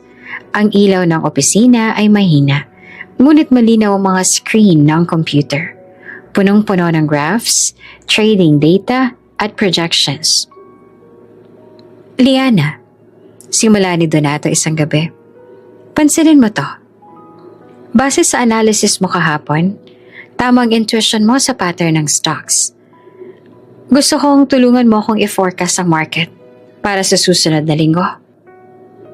Nakangiti naman si Leandra, kahit bahagyang kinakabahan. Opo sir, tignan po natin ang trends at probabilities. Habang inaayos niya ang mga numero, ramdam niya ang init ng pagtingin ni Donato. Hindi lamang bilang boss, kundi parang may paghanga sa kanyang talino. Habang pinapaliwanag ni Leandra ang kanyang analysis, nagulat siya sa dami ng tanong ni Donato. Paano mo nakuha ang correlation dito? At anong epekto ng bagong policy sa performance ng stock? Base po sa pattern ng market at historical data, pati na rin sa behavior ng investors, pwede po nating i-predict ang magiging galaw. Kung gagawin po natin ang strategy na to, mataas ang posibilidad na tumaas ang profit. Sagot na Leandra. Malinaw at maingat sa bawat salita. Nagulat si Donato sa linaw at tapang ng dalaga sa pagpapaliwanag. Sa kanyang isip, Baka nga ito ang lucky charm ng kumpanya. Simula nang pumasok siya, sunod-sunod na ang swerte. Ang dami ng projects na dati nahihirapan silang tapusin. Ngayon ay mabilis na at mas maayos na dahil sa insight ni Leandra. Talaga namang kahanga-hanga ka, Leandra. Wika ni Donato. Ang boses ay puno ng paghanga. Hindi ko akalain na isang janitress lang ang may ganitong katalinuhan. Ngumiti si Leandra, bahagyang nahiya. Salamat po, sir. Nais ko lang po makatulong kahit papaano. Habang nagpapatuloy ang gabi, ramdam ni Leandra ang kakaibang tensyon. Hindi niya alam na unti-unti na siyang nagiging espesyal sa mata ng CEO. Ang bawat pagtitig na Donato sa kanya ay tila may kahulugan. Hindi lamang bilang empleyado kundi bilang isang taong may halaga sa kanya. Isang gabi, habang inaayos niya ang mga dokumento sa desk, napansin niya ang isang maliit na ngiti ni Donato. Yana, may bago akong pangalan para sa'yo. Wika niya. Ang tono ay may bahid ng biro, ngunit seryoso sa kahulugan. Pangalan po? Usisa ni Leandra. Nagtaka sa kakaibang seriousness ng CEO. Lucky Charm, sagot ni Donato ng may ngiti. Simula nang pumasok ka sa kumpanya, parang may magic. Lahat ng problems natin, unti-unting nagiging manageable. Kaya ikaw na magiging lucky charm namin. Napangiti naman si Leandra. Hindi siya makapaniwala sa narinig. Ako po? Lucky charm? Tawa niya ng mahina, bahagyang nahihiya. Oo, totoo, sagot ni Donato. Ang mga mata niya ay hindi niya itinago ang paghanga at respeto. Pero hindi lang dahil sa swerte, kundi dahil sa talino, tapang at dedication mo. Kaya importante ka sa kumpanya. Habang nagtatrabaho, ramdam ni Leandra ang isang kakaibang init sa puso niya. Hindi lamang sa papuri, kundi sa paraan ng pagtitig at pakikinig ni Donato sa kanya. Ang simpleng pagtulong sa executive office ay nagbukas ng bagong pakiramdam, isang damdamin na hindi niya lubos na maintindihan. Sa mga sumunod na gabi, mas lumalim ang kanilang collaboration. Pinapaliwanag niya ang mga numerical trends, nagmumungkahi ng strategies at nagsusuri ng data. Si Donato, sa bawat gabing magkasama sila, ay lalong humahanga sa kanyang talino at tapang. Ngunit sa bawat pagkakataon, hindi alam ni Leandra ang damdamin ng CEO. Ang simpleng pagtutulungan ay unti-unting nagiging espesyal, hindi lamang sa trabaho, kundi sa personal na level. Sa isip ni Donato, ang dalagang ito ay higit pa sa lucky charm, isang taong maaaring maging mahalaga sa buhay niya. At sa bawat gabing nagtatapos, habang pauwi si Leandra sa maliit niyang kwarto, iniisip niya ang mga nangyari. Hindi niya alam na ang simpleng trabaho bilang janitress ay nagdala sa kanya sa isang mundo ng oportunidad, paghanga at unti-unting bagong damdamin na hindi niya inaasahan. Sa puso niya, ramdam ang excitement at kaba. Alam niyang may bagong yugto ng buhay na nagsisimula. Isang yugto kung saan siya, ang simpleng dalaga mula sa bundok, ay nagsisimulang makilala ang sarili. Ang kanyang talino at unti-unti ang mundo na kanyang tatahakin kasama si Donato Rivera. Liana, may dinner tayo mamaya. Tawag ni Donato sa kanya habang papalabas siya sa executive office. Investors dinner. Kailangan mong samahan ako. Napansin ni Leandra ang pagbabago sa tono ng boses ni Donato. Seryoso, ngunit may bahid ng excitement. Opo sir, handa po ako, sagot niya. Bahagyang kinakabahan ngunit nakangiti. Paglabas nila, dali-dali silang pumunta sa isang boutique sa upscale district. Ang shop ay punong-puno ng eleganteng gown, high heels at mga accessories na kumikislap sa ilaw. Binuksan ni Donato ang isang private section para sa kanya. Tila may espesyal na plano. Dahil sa imahe mo sa opisina, medyo kailangan nating i-level up ang look mo para sa dinner. Wika ni Donato. May ngiti na hindi niya itinago. Luminga naman si Liana. Medyo nahihiya sa ideya. Opo, pero hindi po ba masyadong formal? Trust me.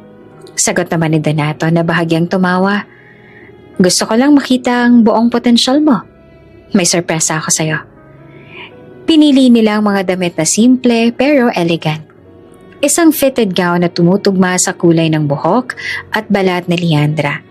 Habang siya'y sinusukat at pinapaganda, sinamahan siya ng stylist sa bagong hairstyle.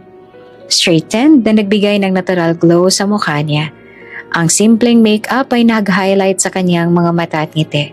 Hindi nagpapa-over sa pagiging dalaga niya. Habang nakatingin sa salamin, hindi naman mapigilan ni Leandra ang sarili. Hindi po ako sanay sa ganito. Bulong niya sa stylist, ngunit may kakaibang ngiti sa labi. Liana, tingnan mo nga sarili mo. Wika ni Donato at lumapit sa kanya. Hindi lang ito tungkol sa fashion. Ito ay tungkol sa confidence mo. Nakikita ko ang tapang mo at gusto kong mas maramdaman mo ito. Nang matapos ang makeover, tumigil si Leandra sa harap ng buong mirror. Ang dating simpleng janitress na nakikita niya sa salamin ay napalitan ng isang eleganteng dalaga na may aura ng sophistication at grace. Hindi niya lubos akalain na ganito siya tignan sa mata ng iba. Si Donato sa kabilang banda ay hindi naman makatingin sa ibang bagay kundi sa kanya. Liana, nakakamangha ka. Wika niya na halos napapahiya sa sarili sa pagiging honest. Hindi ko alam kung paano mo nagagawa to pero grabe, ang ganda mo. Napangiti si Leandra. Nangingiti sa damdamin na hindi niya pa nararanasan. Salamat po, sir. Hindi po ako sanay sa ganitong atensyon. Sabi niya na medyo nahihiya. Ngunit ramdam niya ang sincerity sa tono ni Donato. Paglabas nila sa butik, pinili ni Donato ang isang sleek na sedan. Huwag kang mag-aalala sa dinner. Sasamahan kita sa bawat hakbang. Gusto ko lang na maipakita sa mundo kung sino ka talaga. Kahit simpleng liyan na lang sa akin, nakikita ko ang lahat ng potensyal mo. Sa restaurant, ramdam ni Leandra ang pagkakaiba. Ang mga mata ng mga investors ay bahagyang nakatingin sa kanya, hindi lamang dahil sa attire, kundi sa aura na nagmumula sa confidence at intelligence niya.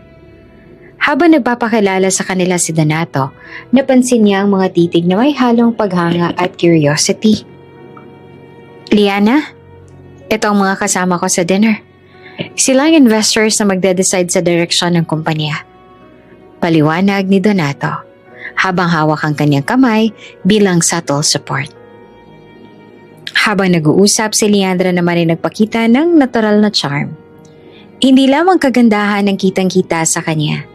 Ang kaalaman, elegance at pagiging approachable niya ay nagdala ng atensyon ng bawat isa. Si Donato ay lihim na humanga. Ang bawat ngiti, bawat salita at bawat galaw ni Leandra ay nagpatibay sa damdamin niya. Ang simpleng janitress na minsang nakikita niya sa office ay unti-unting nagiging isang mahalagang tao sa puso niya. Pagkatapos ng dinner, habang pauwi, sinabi ni Donato, Liana, gusto kong malaman mo, hindi lang sa trabaho ka mahalaga sa akin. Nakikita ko ang galing mo, ang tapang mo, at ang totoong ikaw. Huwag mong kalimutan ito. Napangiti si Leandra. Ramdam ang kakaibang init sa puso. Salamat po, sir. Marami po ako natutunan ngayong gabi. Sagot niya at hindi alam kung paanong ipapahayag ang nararamdaman. Ngunit ramdam niya ang koneksyon sa CEO. Sa gabing iyon, habang nakaupo sa kotse pa uwi, iniisip ni Leandra ang mga nangyari. Ang simpleng makeover ay hindi lamang nagbigay ng bagong itsura, kundi nagbukas ang pinto para sa kanya. Isang pinto patungo sa oportunidad, paghanga at damdaming unti-unting bumabalot sa kanyang puso. At sa likod ng isipan niya, alam niyang nagsisimula ang bagong yugto. Isang yugto kung saan ang dating janitress mula bundok ay unti-unti nang nakikilala. di lamang sa kanyang katalinuhan, kundi pati sa buong presensya niya sa mundo. Mabilis na tumakbo ang gabi sa private dining room ng eksklusibong restaurant. Si Leandra ay nakaupo sa tabi ni Donato. Kaunti pa rin ang kaba sa dibdib niya, ngunit pinilit niyang panatilihin. Maayos ang postura. Liana, gusto kong ipakilala sa iyo ang matalik kong kaibigan at soul brother. Wika ni Donato.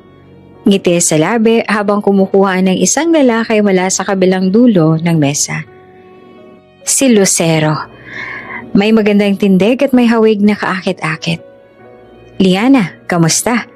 Ang dami kong narinig tungkol sa'yo. Bati niya na may halong curiosity at galak. Napangiti naman si Leandra.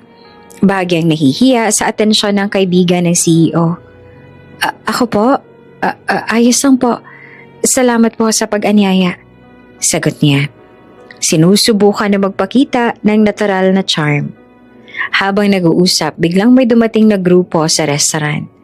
Si Leandra ay hindi agad nakapansin sa kanila sa umpisa, hanggang sa isang babae na may pamilyar na aura ang lumapit. Dalang mainit ng ngiti at pagkakakilala. Ma'am? Bulong ni Liana sa sarili. Hindi siya makapaniwala sa nakita. Si Celeste Wu, ang kanyang ina. Kasama ang kanyang ama, si Esteban. At ang lolang si Xin Yi. Kasama rin ang nakababatang kapatid na sina Severino at Lucero, na kanyang kaibigan na ngayon. Si Leandra naman ay naninigas sa pagkakakita. Ang mundo niya ay biglang umikot. Naghalo ang takot, kagalakan at kawalang tiwala. Hindi siya makagalaw, hindi makapagsalita. Lahat ng alaala ng bundok, ni Dorina at ng kanyang bagong buhay bilang Liana ay naglalaro sa kanyang isipan. Liana, gusto kitang ipakilala sa pamilya ko. Wika ni Lucero, halatang hindi alam ang bigat ng emosyon na bumabalot sa kanya.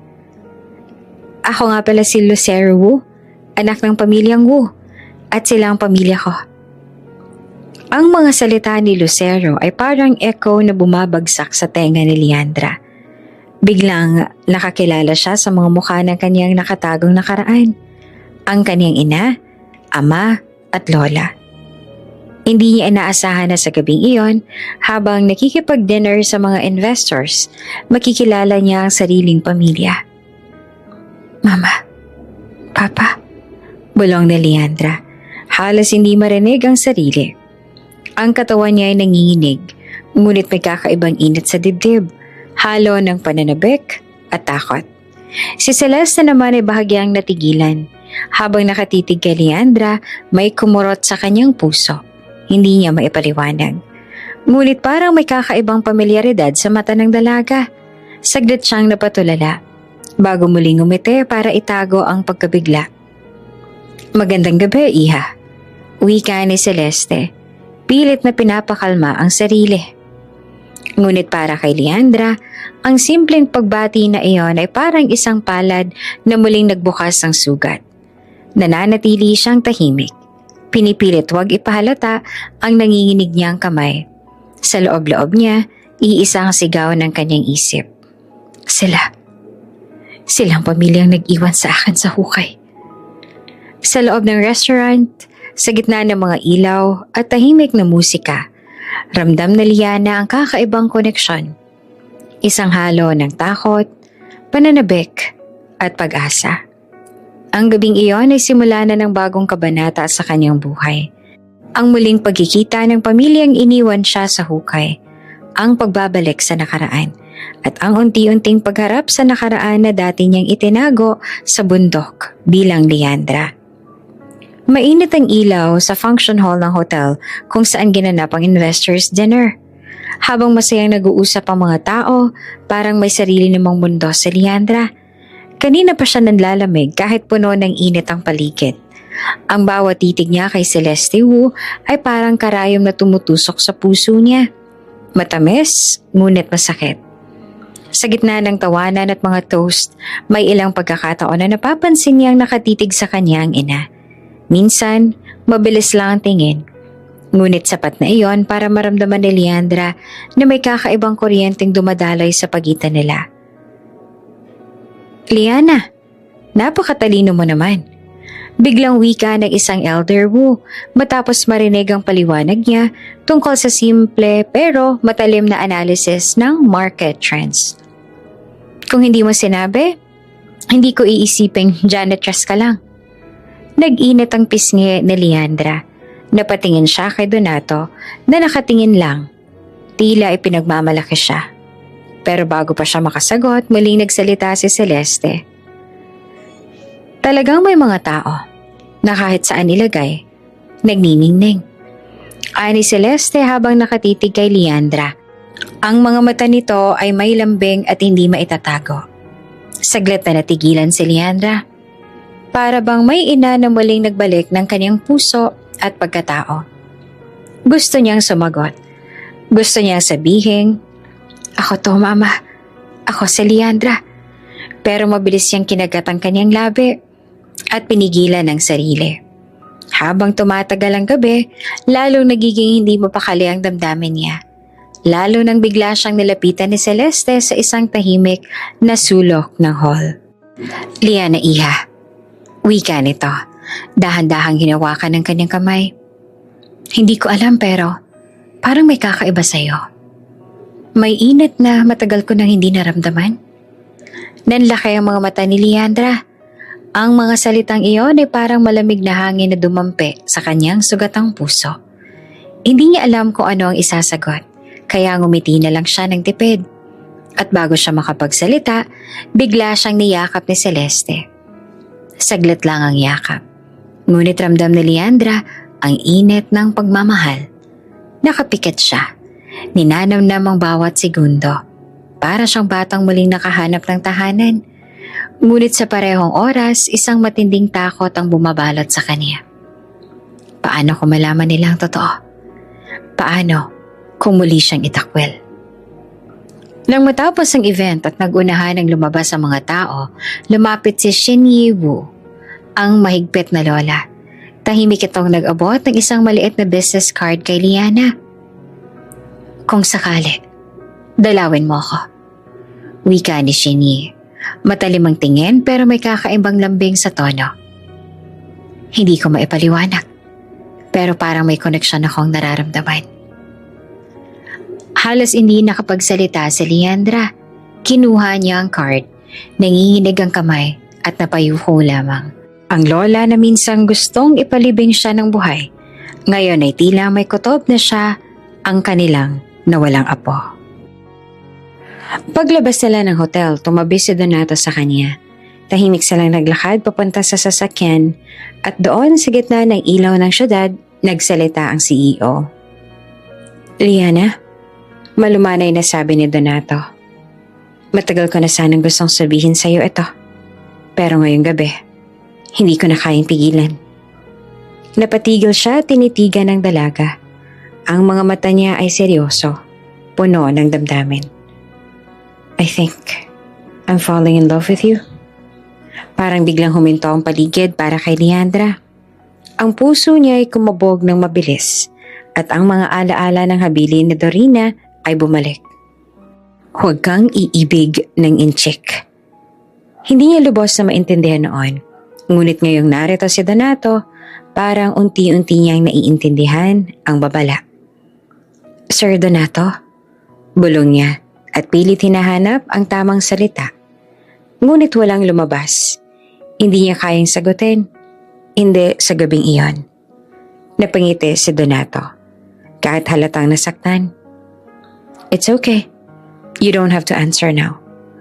I just want you to know how I feel." Tahimik lamang si Leandra. Nakatingin sa mga ilaw ng syudad mula sa sasakyan. Sa puso niya, isang bagyong hindi niya alam kung paano haharapin. Ang init ng yakap ng kanyang ina, ang bigat ng business card sa kanyang bulsa, at ang pag-ibig na biglang pumasok sa kanyang buhay. Lahat ito ay sabay-sabay na bumabalot sa kanya. Sa gabing iyon, hindi siya makatulog. Sa bawat pagdikit ng mata, paulit-ulit niyang naririnig ang boses ni Celeste. "May kakaiba sa'yo." At ang tinig ni Donato, I'm falling in love with you. Ang lahat ng damdaming pilit niyang tinatago ay unti-unting lumilitaw at alam niyang darating ang oras na kailangan niyang pumili. Ang katotohanan ng kanyang nakaraan o ang kinabukasang maaaring magbago ng lahat. Umaga ng Lunes, sanay si Donato na nakikita si Leandra pagdating niya sa opisina. Nakangiti, naka-ponytail, hawak ang mop o walis. Pero may mga matang laging buhay kapag nag-uusap sila tungkol sa numbers. Ngunit sa araw na iyon, wala siya. Sir, hindi po pumasok si Liana ngayon. Sabi ng HR officer nang dumaan siya. First time niyang umabsent? Tanong ni Donato, kunot ang noo. Opo sir, hindi rin po nagpaalam. Pinilit niyang kalmahin ang sarili. Siguro masama lang ang pakiramdam. O baka may emergency. Pero nang sumunod na araw ay hindi pa rin ito dumating. At pangatlong araw wala pa rin si Leandra. Nagsimula ng mabahala ang CEO. Hindi siya mapakali. Bawat meeting ay hindi niya naintindihan at parang wala siyang naririnig. Ang mga charts at reports sa harap niya ay parang lumalabo. Sa halip, ang mukha lang ni Leandra ang pumapasok sa isip niya. Ang masigla nitong mga mata, ang ngiting simpleng-simple pero nakakahawa.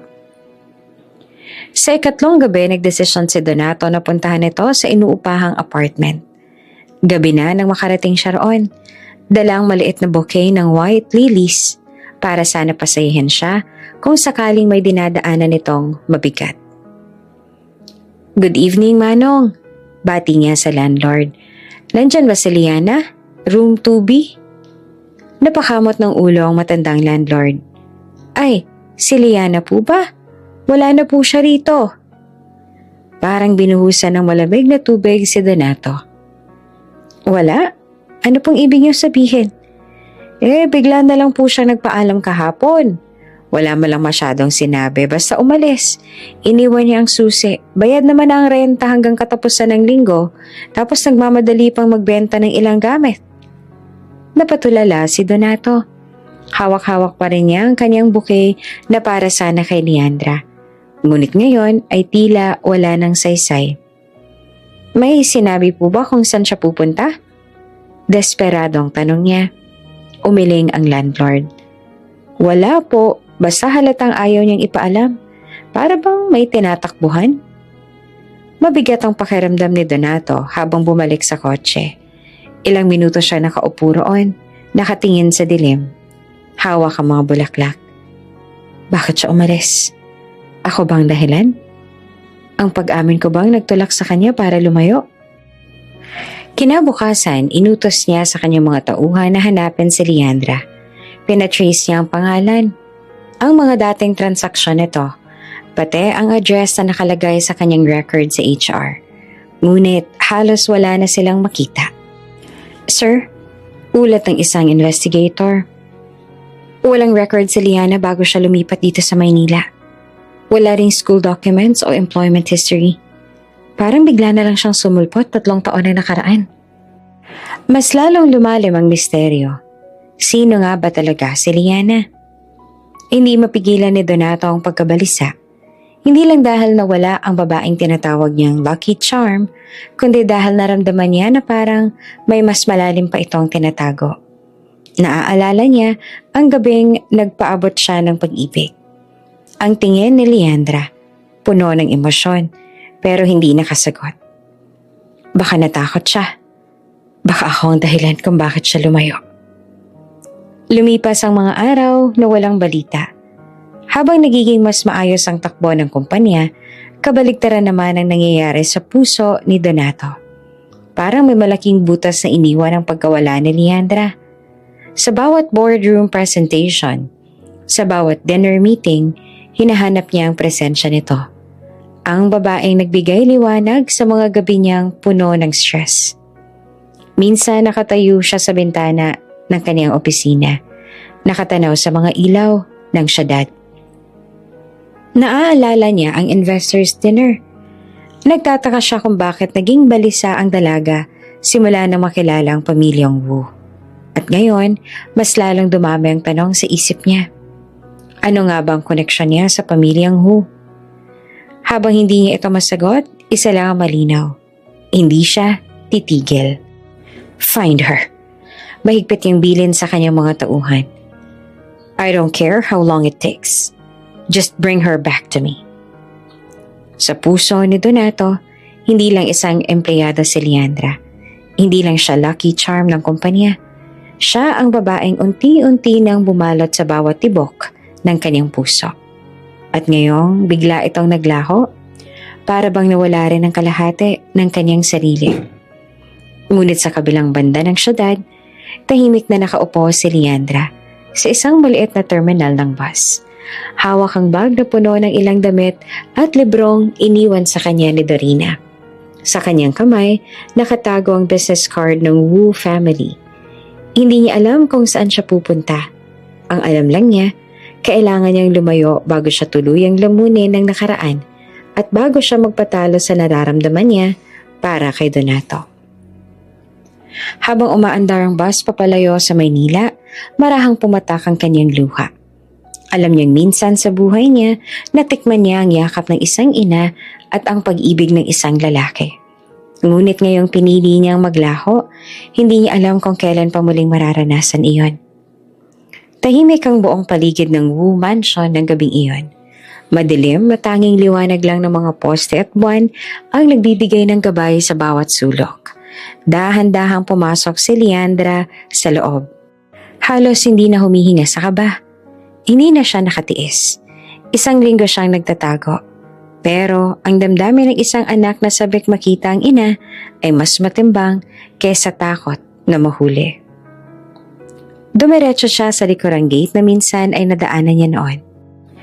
Alam niyang may posibilidad na may CCTV o gwardya, pero ipinagkibit balikat niya iyon. Ang mahalaga, makapasok siya. Habang naglalakad sa hallway, pinipigilan niyang umiyak. Pero nanginginig ang mga kamay niya habang hinahaplos ang mga mamahaling painting sa dingding. Simbolo ng buhay na minsan ay para sana sa kanya. Biglang isang malakas na boses ang gumulat sa kanya. Anong ginagawa mo rito? Nanigas siya.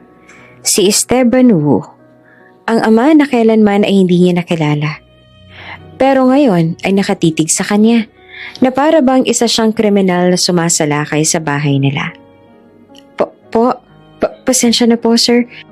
Hindi ko alam kung paano ko ipapaliwanag pero nauutal niyang sagot. Halos mawala ng boses sa takot.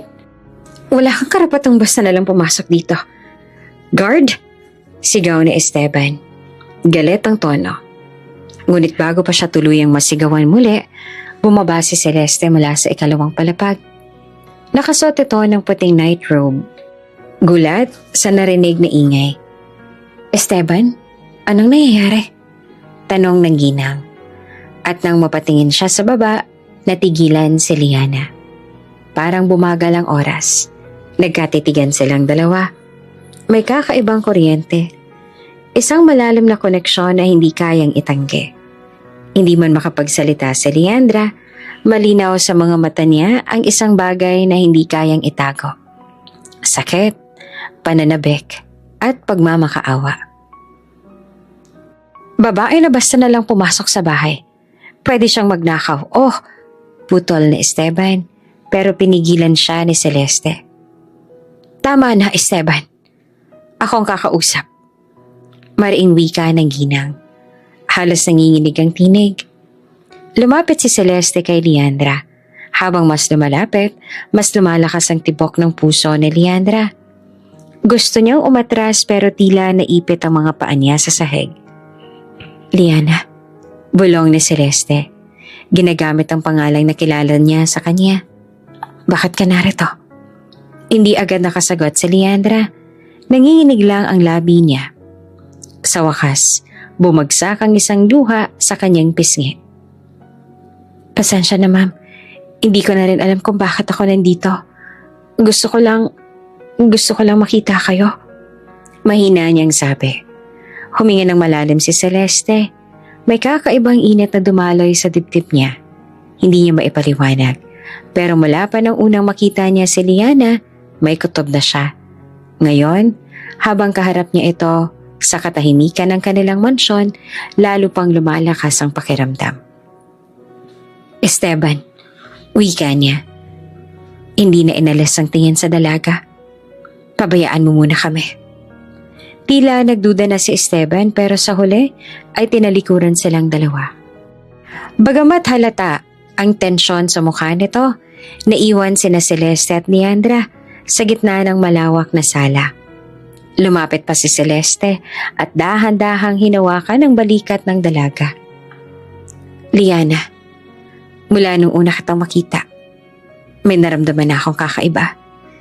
Hindi ko alam kung tama ang iniisip ko pero bawat kilos mo, bawat salita mo, parang natigilan siya, nanginginig ang boses. Parang ikaw ang anak na matagal ko nang nawalay sa akin. Doon na tuluyang bumigay si Leandra. Hindi niya nakinaya ang bigat sa dibdib. Mama, bulong niya at halos hindi lumalabas ang boses. At sa isang iglap, niyakap siya ni Celeste ng mahigpit. Parang ayaw na siyang pakawalan. Tumulo ang luha ng ginang habang paulit-ulit na binubulong. Anak ko. Tuloy ang napahagulgol si Leandra. Ang mga luha na matagal niyang pinigilan, ngayon ay walang tigil na bumabagsak. Ang yakap na iyon ang yakap na matagal niyang pinangarap. Ang yakap ng isang inang hindi niya nakasama sa paglaki. Pasensya na ma. Halos sumisigok na sabi niya. Pasensya na ako ngayon lang. Kung hindi ko agad sinabi. Shh! Wala kang kailangang ipaliwanag. Sagot naman ni Celeste. Hinahaplos ang buhok niya. Ang mahalaga nandito ka na. Hindi kita bibitawan ulit.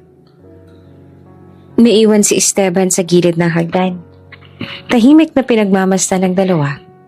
Hindi niya alam kung ano ba ang dapat na maramdaman. Galit ba dahil sa pagtatago o pagkabigla dahil sa posibleng katotohanan?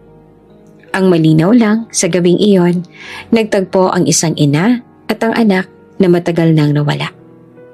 Para kay Leandra, iyon ang unang pagkakataon na tunay siyang nakaramdam ng tahanan.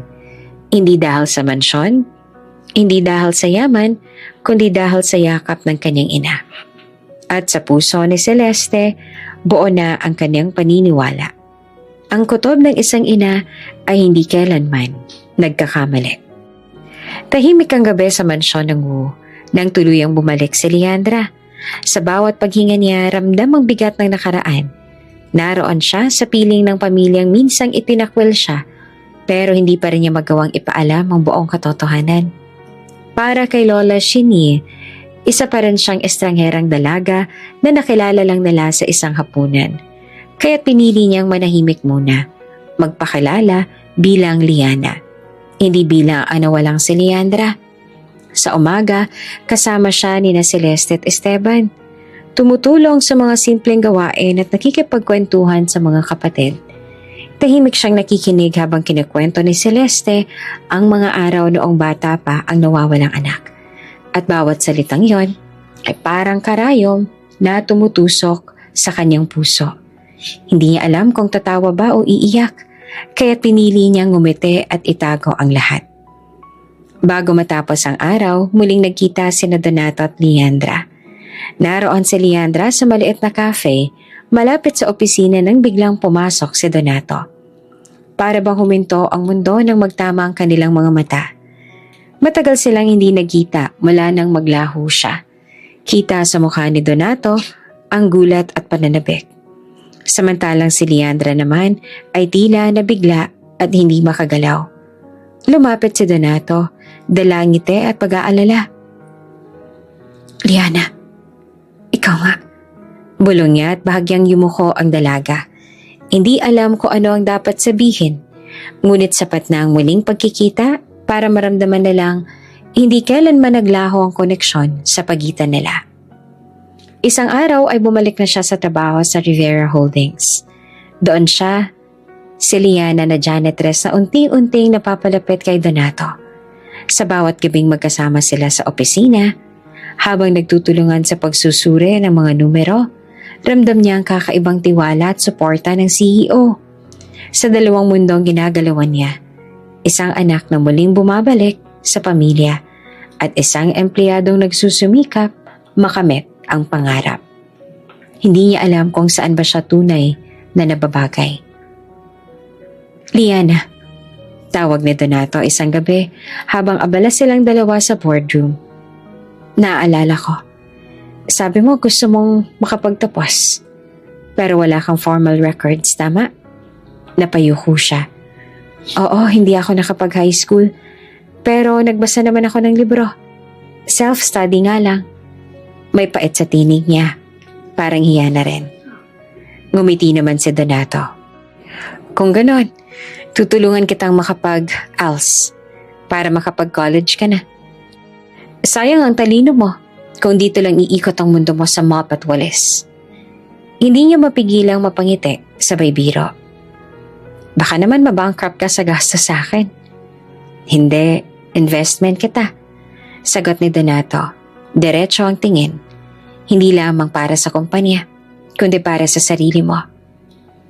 Dumating ang mga araw na dumoble ang pagod ni Leandra. Sa umaga, nasa mansyon siya kasama ang pamilya Wu. Pagkatapos ay diretso sa opisina. At kapag tapos na ang shift, doon na siya nag-aaral para sa ALS. May mga gabing namumula ang mata niya sa kakapuyat. May mga araw na halos hindi siya makakain ng tama. Pero hindi siya sumuko. Lagi niyang naaalala ang huling habilin ni Manang Dorina. Lumaban ka. At tuwing naroroon si Donato, laging may kasamang pagkain, kape, o minsan pa ay simpleng paalala. Liana, kumain ka muna bago magbasa. Unti-unting lumalapit ang kanilang loob. Pero sa pagkakataong iyon, mas pinili niyang ituon ang sarili sa pag-aaral at sa pangarap. Makalipas ang ilang buwan, nakapagtapos siya ng ALS at nakatanggap ng sertipiko. Hindi pa nga siya makapaniwala nang tawagin ang pangalan niya sa entablado. Sa audience, nakaupo si Donato. Palakpak ng palakpak na parang siyang pinakamalaking tagumpay sa mundo. At sa gilid ng bulwagan, naroon naman si Celeste. Nakangiti habang pinupunasan ng luha sa mata. Proud ako sa'yo. Bulong ng kanyang ina pagkatapos ng seremonya. Sabay mahigpit na yakap. Ramdam na Leandra ang init ng yakap na matagal niyang hinanap. Kahit hindi pa buo ang pagkilala ng lahat, sa puso niya, sapat na iyon para magpatuloy. Hindi natapos doon ang laban. Sa tulong ng scholarship na lihim na inaayos ni Donato, nakapag-college si Leandra. Naging working student siya. Minsan ay naglilinis pa rin sa kumpanya tuwing weekend para makatulong sa sariling gastusin. Sa bawat exam, sa bawat project, lagi siyang nasa unahan. Hindi lang dahil sa talino, kundi dahil sa matinding determinasyon na wag munang tawaging malas. Makalipas ang 4 na taon, nakatayo siya muli sa entablado. Summa cum laude, Bachelor of Science and Accountancy, Liana Dorina Santos. Sa sandaling iyon, humiyaw ng palakpakan ng buong bulwagan. Si Esteban nakangiting punong-puno ng pride. Si Celeste naman halos hindi makapaniwala na ang dating batang itinakwil ngayon ay bitbit na ang pinakamataas sa karangalan. At sa likod ng lahat, nandoon si Donato. Hindi makaalis ang tingin sa kanya. Hindi lang siya isang empleyado. Hindi lang siya isang prodigy. Siya ang babaeng minahal niya nang hindi niya namamalayan. Hindi nagtagal, dumating ang CPA board exam. Lahat ng pagod, puyat at sakripisyo, sinubok siya. Ngunit nang lumabas ang resulta, nakalista ang pangalan niya. Hindi lang pumasa, kundi top-notcher. Top 1? Halos pasigaw si Celeste nang makita ang pangalan ng anak sa dyaryo. Niyakap niya ito ng mahigpit. Parang ayaw nang pakawalan. Anak, ang galing mo. Isa kang tunay na Wu. Lumingon si Leandra. Nakangiti pero may halong lungkot sa kanyang mga mata. Oo, isa nga siyang Wu. Pero hanggang kailan niya maitatago ang katotohanan? Hanggang kailan siya mananatiling Liana sa mata ng lahat? at hindi bilang ang nawawalang si Leandra. Sa gabing iyon may selebrasyon sa mansyon. Nakapalibot ang buong pamilya. Masayang nagkukwento at pinagmamalaki si Leandra sa mga kaibigan at kakilala. Si Shinny tahimik lang, pero mapapansin ang kakaibang kislap sa kanyang mga mata. Hindi ko alam. Bulong nito kay Esteban. Pero may kakaiba talaga sa batang yan. Napatingin naman si Esteban kay Leandra at saka napalunok. Oo ma. Parang may liwanag siya na matagal na nating nawala. At sa kabila ng ingay ng tawanan at musika, nakaupo si Leandra sa gilid. Pinagmamasdan ng pamilya. Sa kanyang puso, alam niyang totoo ang lahat ng tagumpay niya. Pero alam din niyang hindi pa tapos ang laban. Dahil darating ang araw, nakakailanganin niyang harapin ang buong katotohanan. Ang buong mundo ay tila huminto nang dumating ang pandemya. Sa isang iglap, nagsara ang mga negosyo. Bumagsak ang ekonomiya at bawat pamilya ay binalot ng takot. Hindi nakaligtas dito ang pamilya Wu. Minsan ang nalugmok sa mga sumpa at pamahiin. Ngayon ay muli na namang hinahabol ng kapalaran. Si Esteban, ang ama at si Severino, ang panganay na anak na lalaki ay parehong tinamaan ng COVID. Halos hindi makahinga si Esteban at palaging nilalagnat naman si Severino. Ang dating marangyang mansyon ay puno ng kaba, dasal at mga tunog ng ubo sa gabi. Si Celeste kahit takot sa sakit, hindi nagdalawang isip na alagaan ng mag-ama. Ngunit batid niyang hindi sapat ang kanyang lakas. Kailangan nila ng tulong. Isang hapon dumating si Leandra. Suot ang mask at daladala ang isang malaking bag ng Chinese herbs, vitamins at ilang gamot na ipinasa sa kanya ng isang kakilalang doktor. Ma, eto po, para kay Papa at Sevi. Nakabubuti raw to para sa ubo at lagnat. Mahina niyang wika habang iniaabot kay Celeste. Naluha si Celeste sa kabutihan ng anak. Sa kabila ng lahat, hindi naman iniisip ni Leandra ang sariling kaligtasan. Tahimik niyang pinunasan ng pawis ng ama. Inabutan ng tubig si Severino at nagbili ng tamang oras ang pag-inom ng gamot. Para bang isa siyang tunay na tagapag-alaga.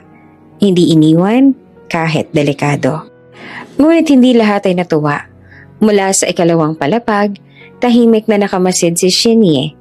Ang bawat paglapit ni Leandra sa kanyang pamilya ay parang tinik na lalong bumabaon sa kanyang dibdib. Sa isipan niya, hindi iyon pag-aalaga, kundi pamahiin na muling gumigising. Hindi sapat ang gamot, singhal ni Shinny kinagabihan. Kailangan natin ng tulong ng Feng Shui Master. Ito na lang makakapagligtas sa kanila. Ayaw sana ni Celeste, ngunit hindi niya mapigil ang matanda. Ilang oras lang ang lumipas, dumating ang isang lalaking kilala sa kanilang lugar. Isang Feng Shui Master na minsan na rin nagdulot ng bangungot kay Leandra. May dalang kampana at mga papel na insenso. Maingat niyang sinuri ang bawat sulok ng mansyon. Nang matapos, suminto ito sa sala at malamig na sinabi, "May bangkay na nabuhay sa bahay na ito. Siya ang ugat ng kamalasan." Tahimik ang lahat. Ang tanging naririnig ay ang mahina at basag na pag-ubo ni Esteban mula sa silid. Ngunit tila sabay-sabay na napatingin ang mga mata sa iisang tao, kay Leandra. Nanginginig ang kamay niya habang pinipisil ang bag na dala. Ako? Hindi po. Hindi po totoo yan. Mahina niyang tanggi. Ngunit mas lalong nag-aapoy ang galit sa mga mata ni Shinny. Matagal ko nang alam. Niloko mo ko, Celeste. Sigaw ng matanda. Itinago mo ang sumpa sa pamilyang to. Siya ang dahilan ng pagkamatay ng kanyang lolo at ni Hiro. Siyang nagpabagsak ng negosyo. At ngayon, ang pagkakasakit ni na Esteban at Severino? Hindi totoo yan, ma. Sagot naman ni Celeste na halos maiyak na. Anak ko si Leandra at hindi siya sumpa. Hindi siya multo. Tao siya. Dugot laman ko. Ngunit bingi na si Shinny sa katwiran. Buong pwersa niyang hinila si Leandra sa braso. Kung gusto mong mabuhay ang pamilya natin, Kailangan nating isakripisyo ulit ang malas na ito. Nagpupumigla si Leandra, nanginginig sa takot. Lola, tama na po. Hindi ako bangkay at hindi ako sumpa. Ngunit mas mahigpit ang kapit ng matanda.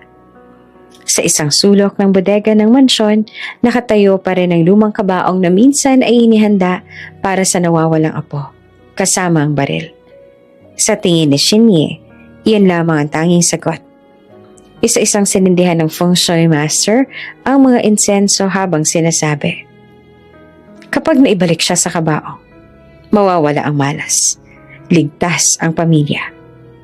Nanginginig na si Leandra, halos wala ng boses. Ang mga kasambahay ay nag-aalangan kung pipigilan ba o hahayaan ng matanda. Si Celeste halos masiraan ng loob. Pilit na humahabol sa anak. Ma, tama na. Huwag mong gawin to. Sigaw niya habang pinipigilan ang mga kamay ng ina. Ngunit parang bato si Shinye. Walang naririnig.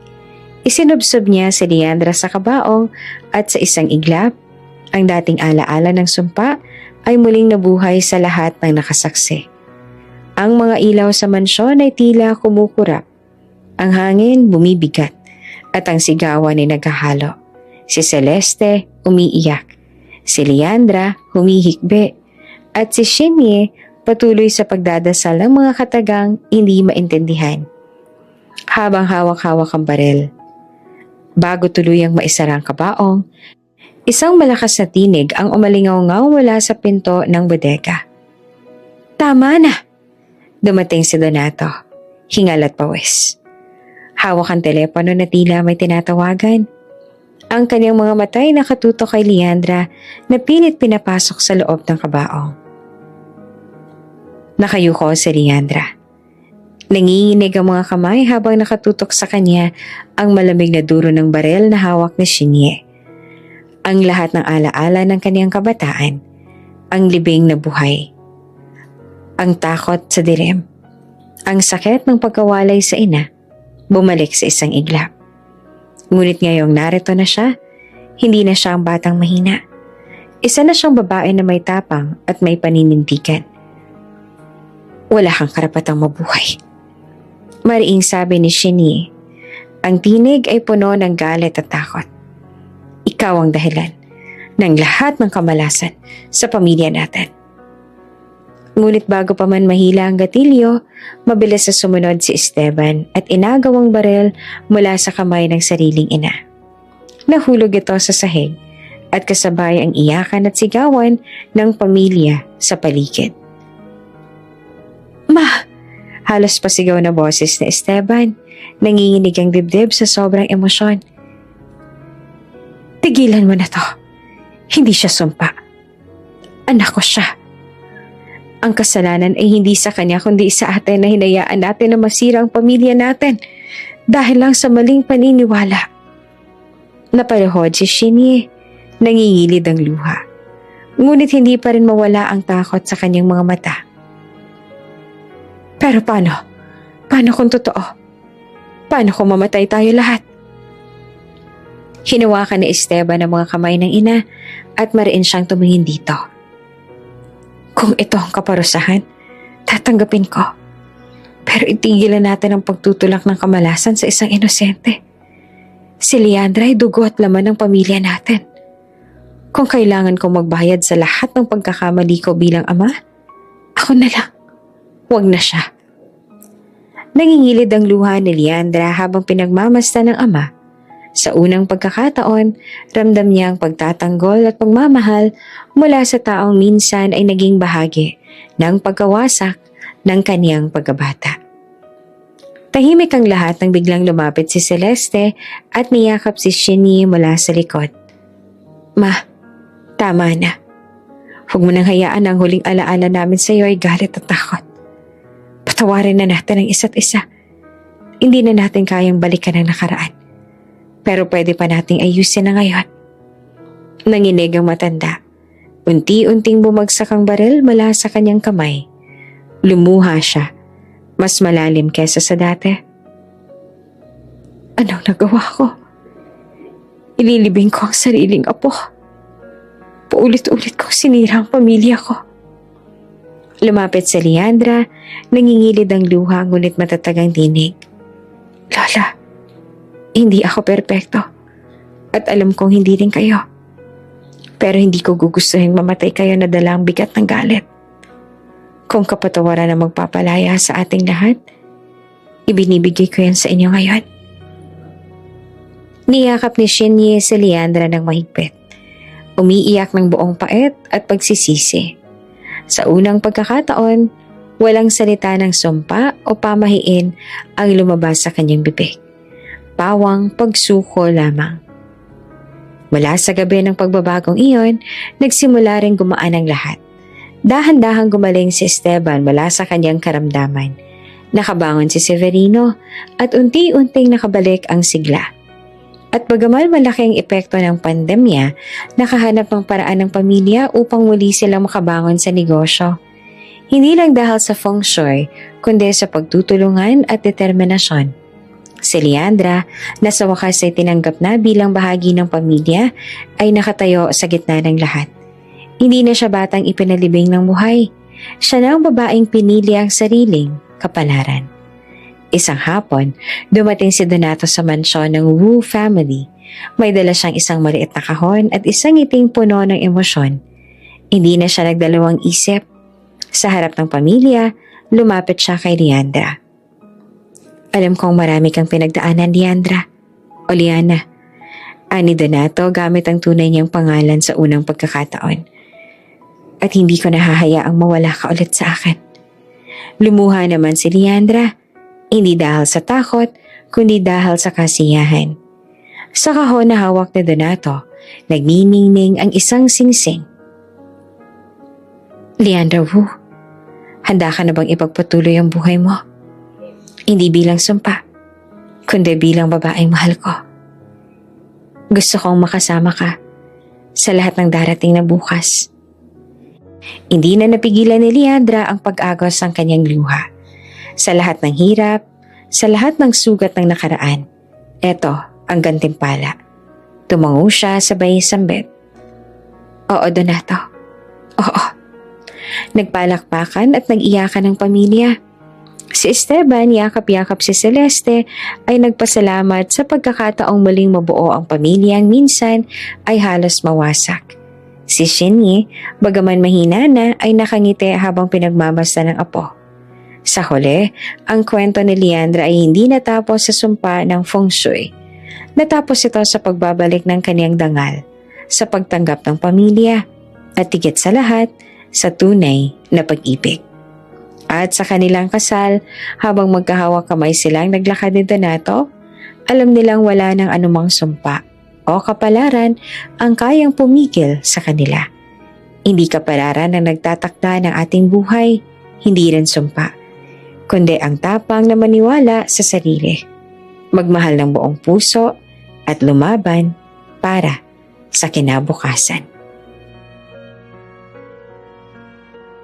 Bago ka pa lang sa channel neto, ibang kwento ni Ate Jane, istorya mo, ikwento ko. Huwag kalimutang pindutin ang notification bell at subscribe button.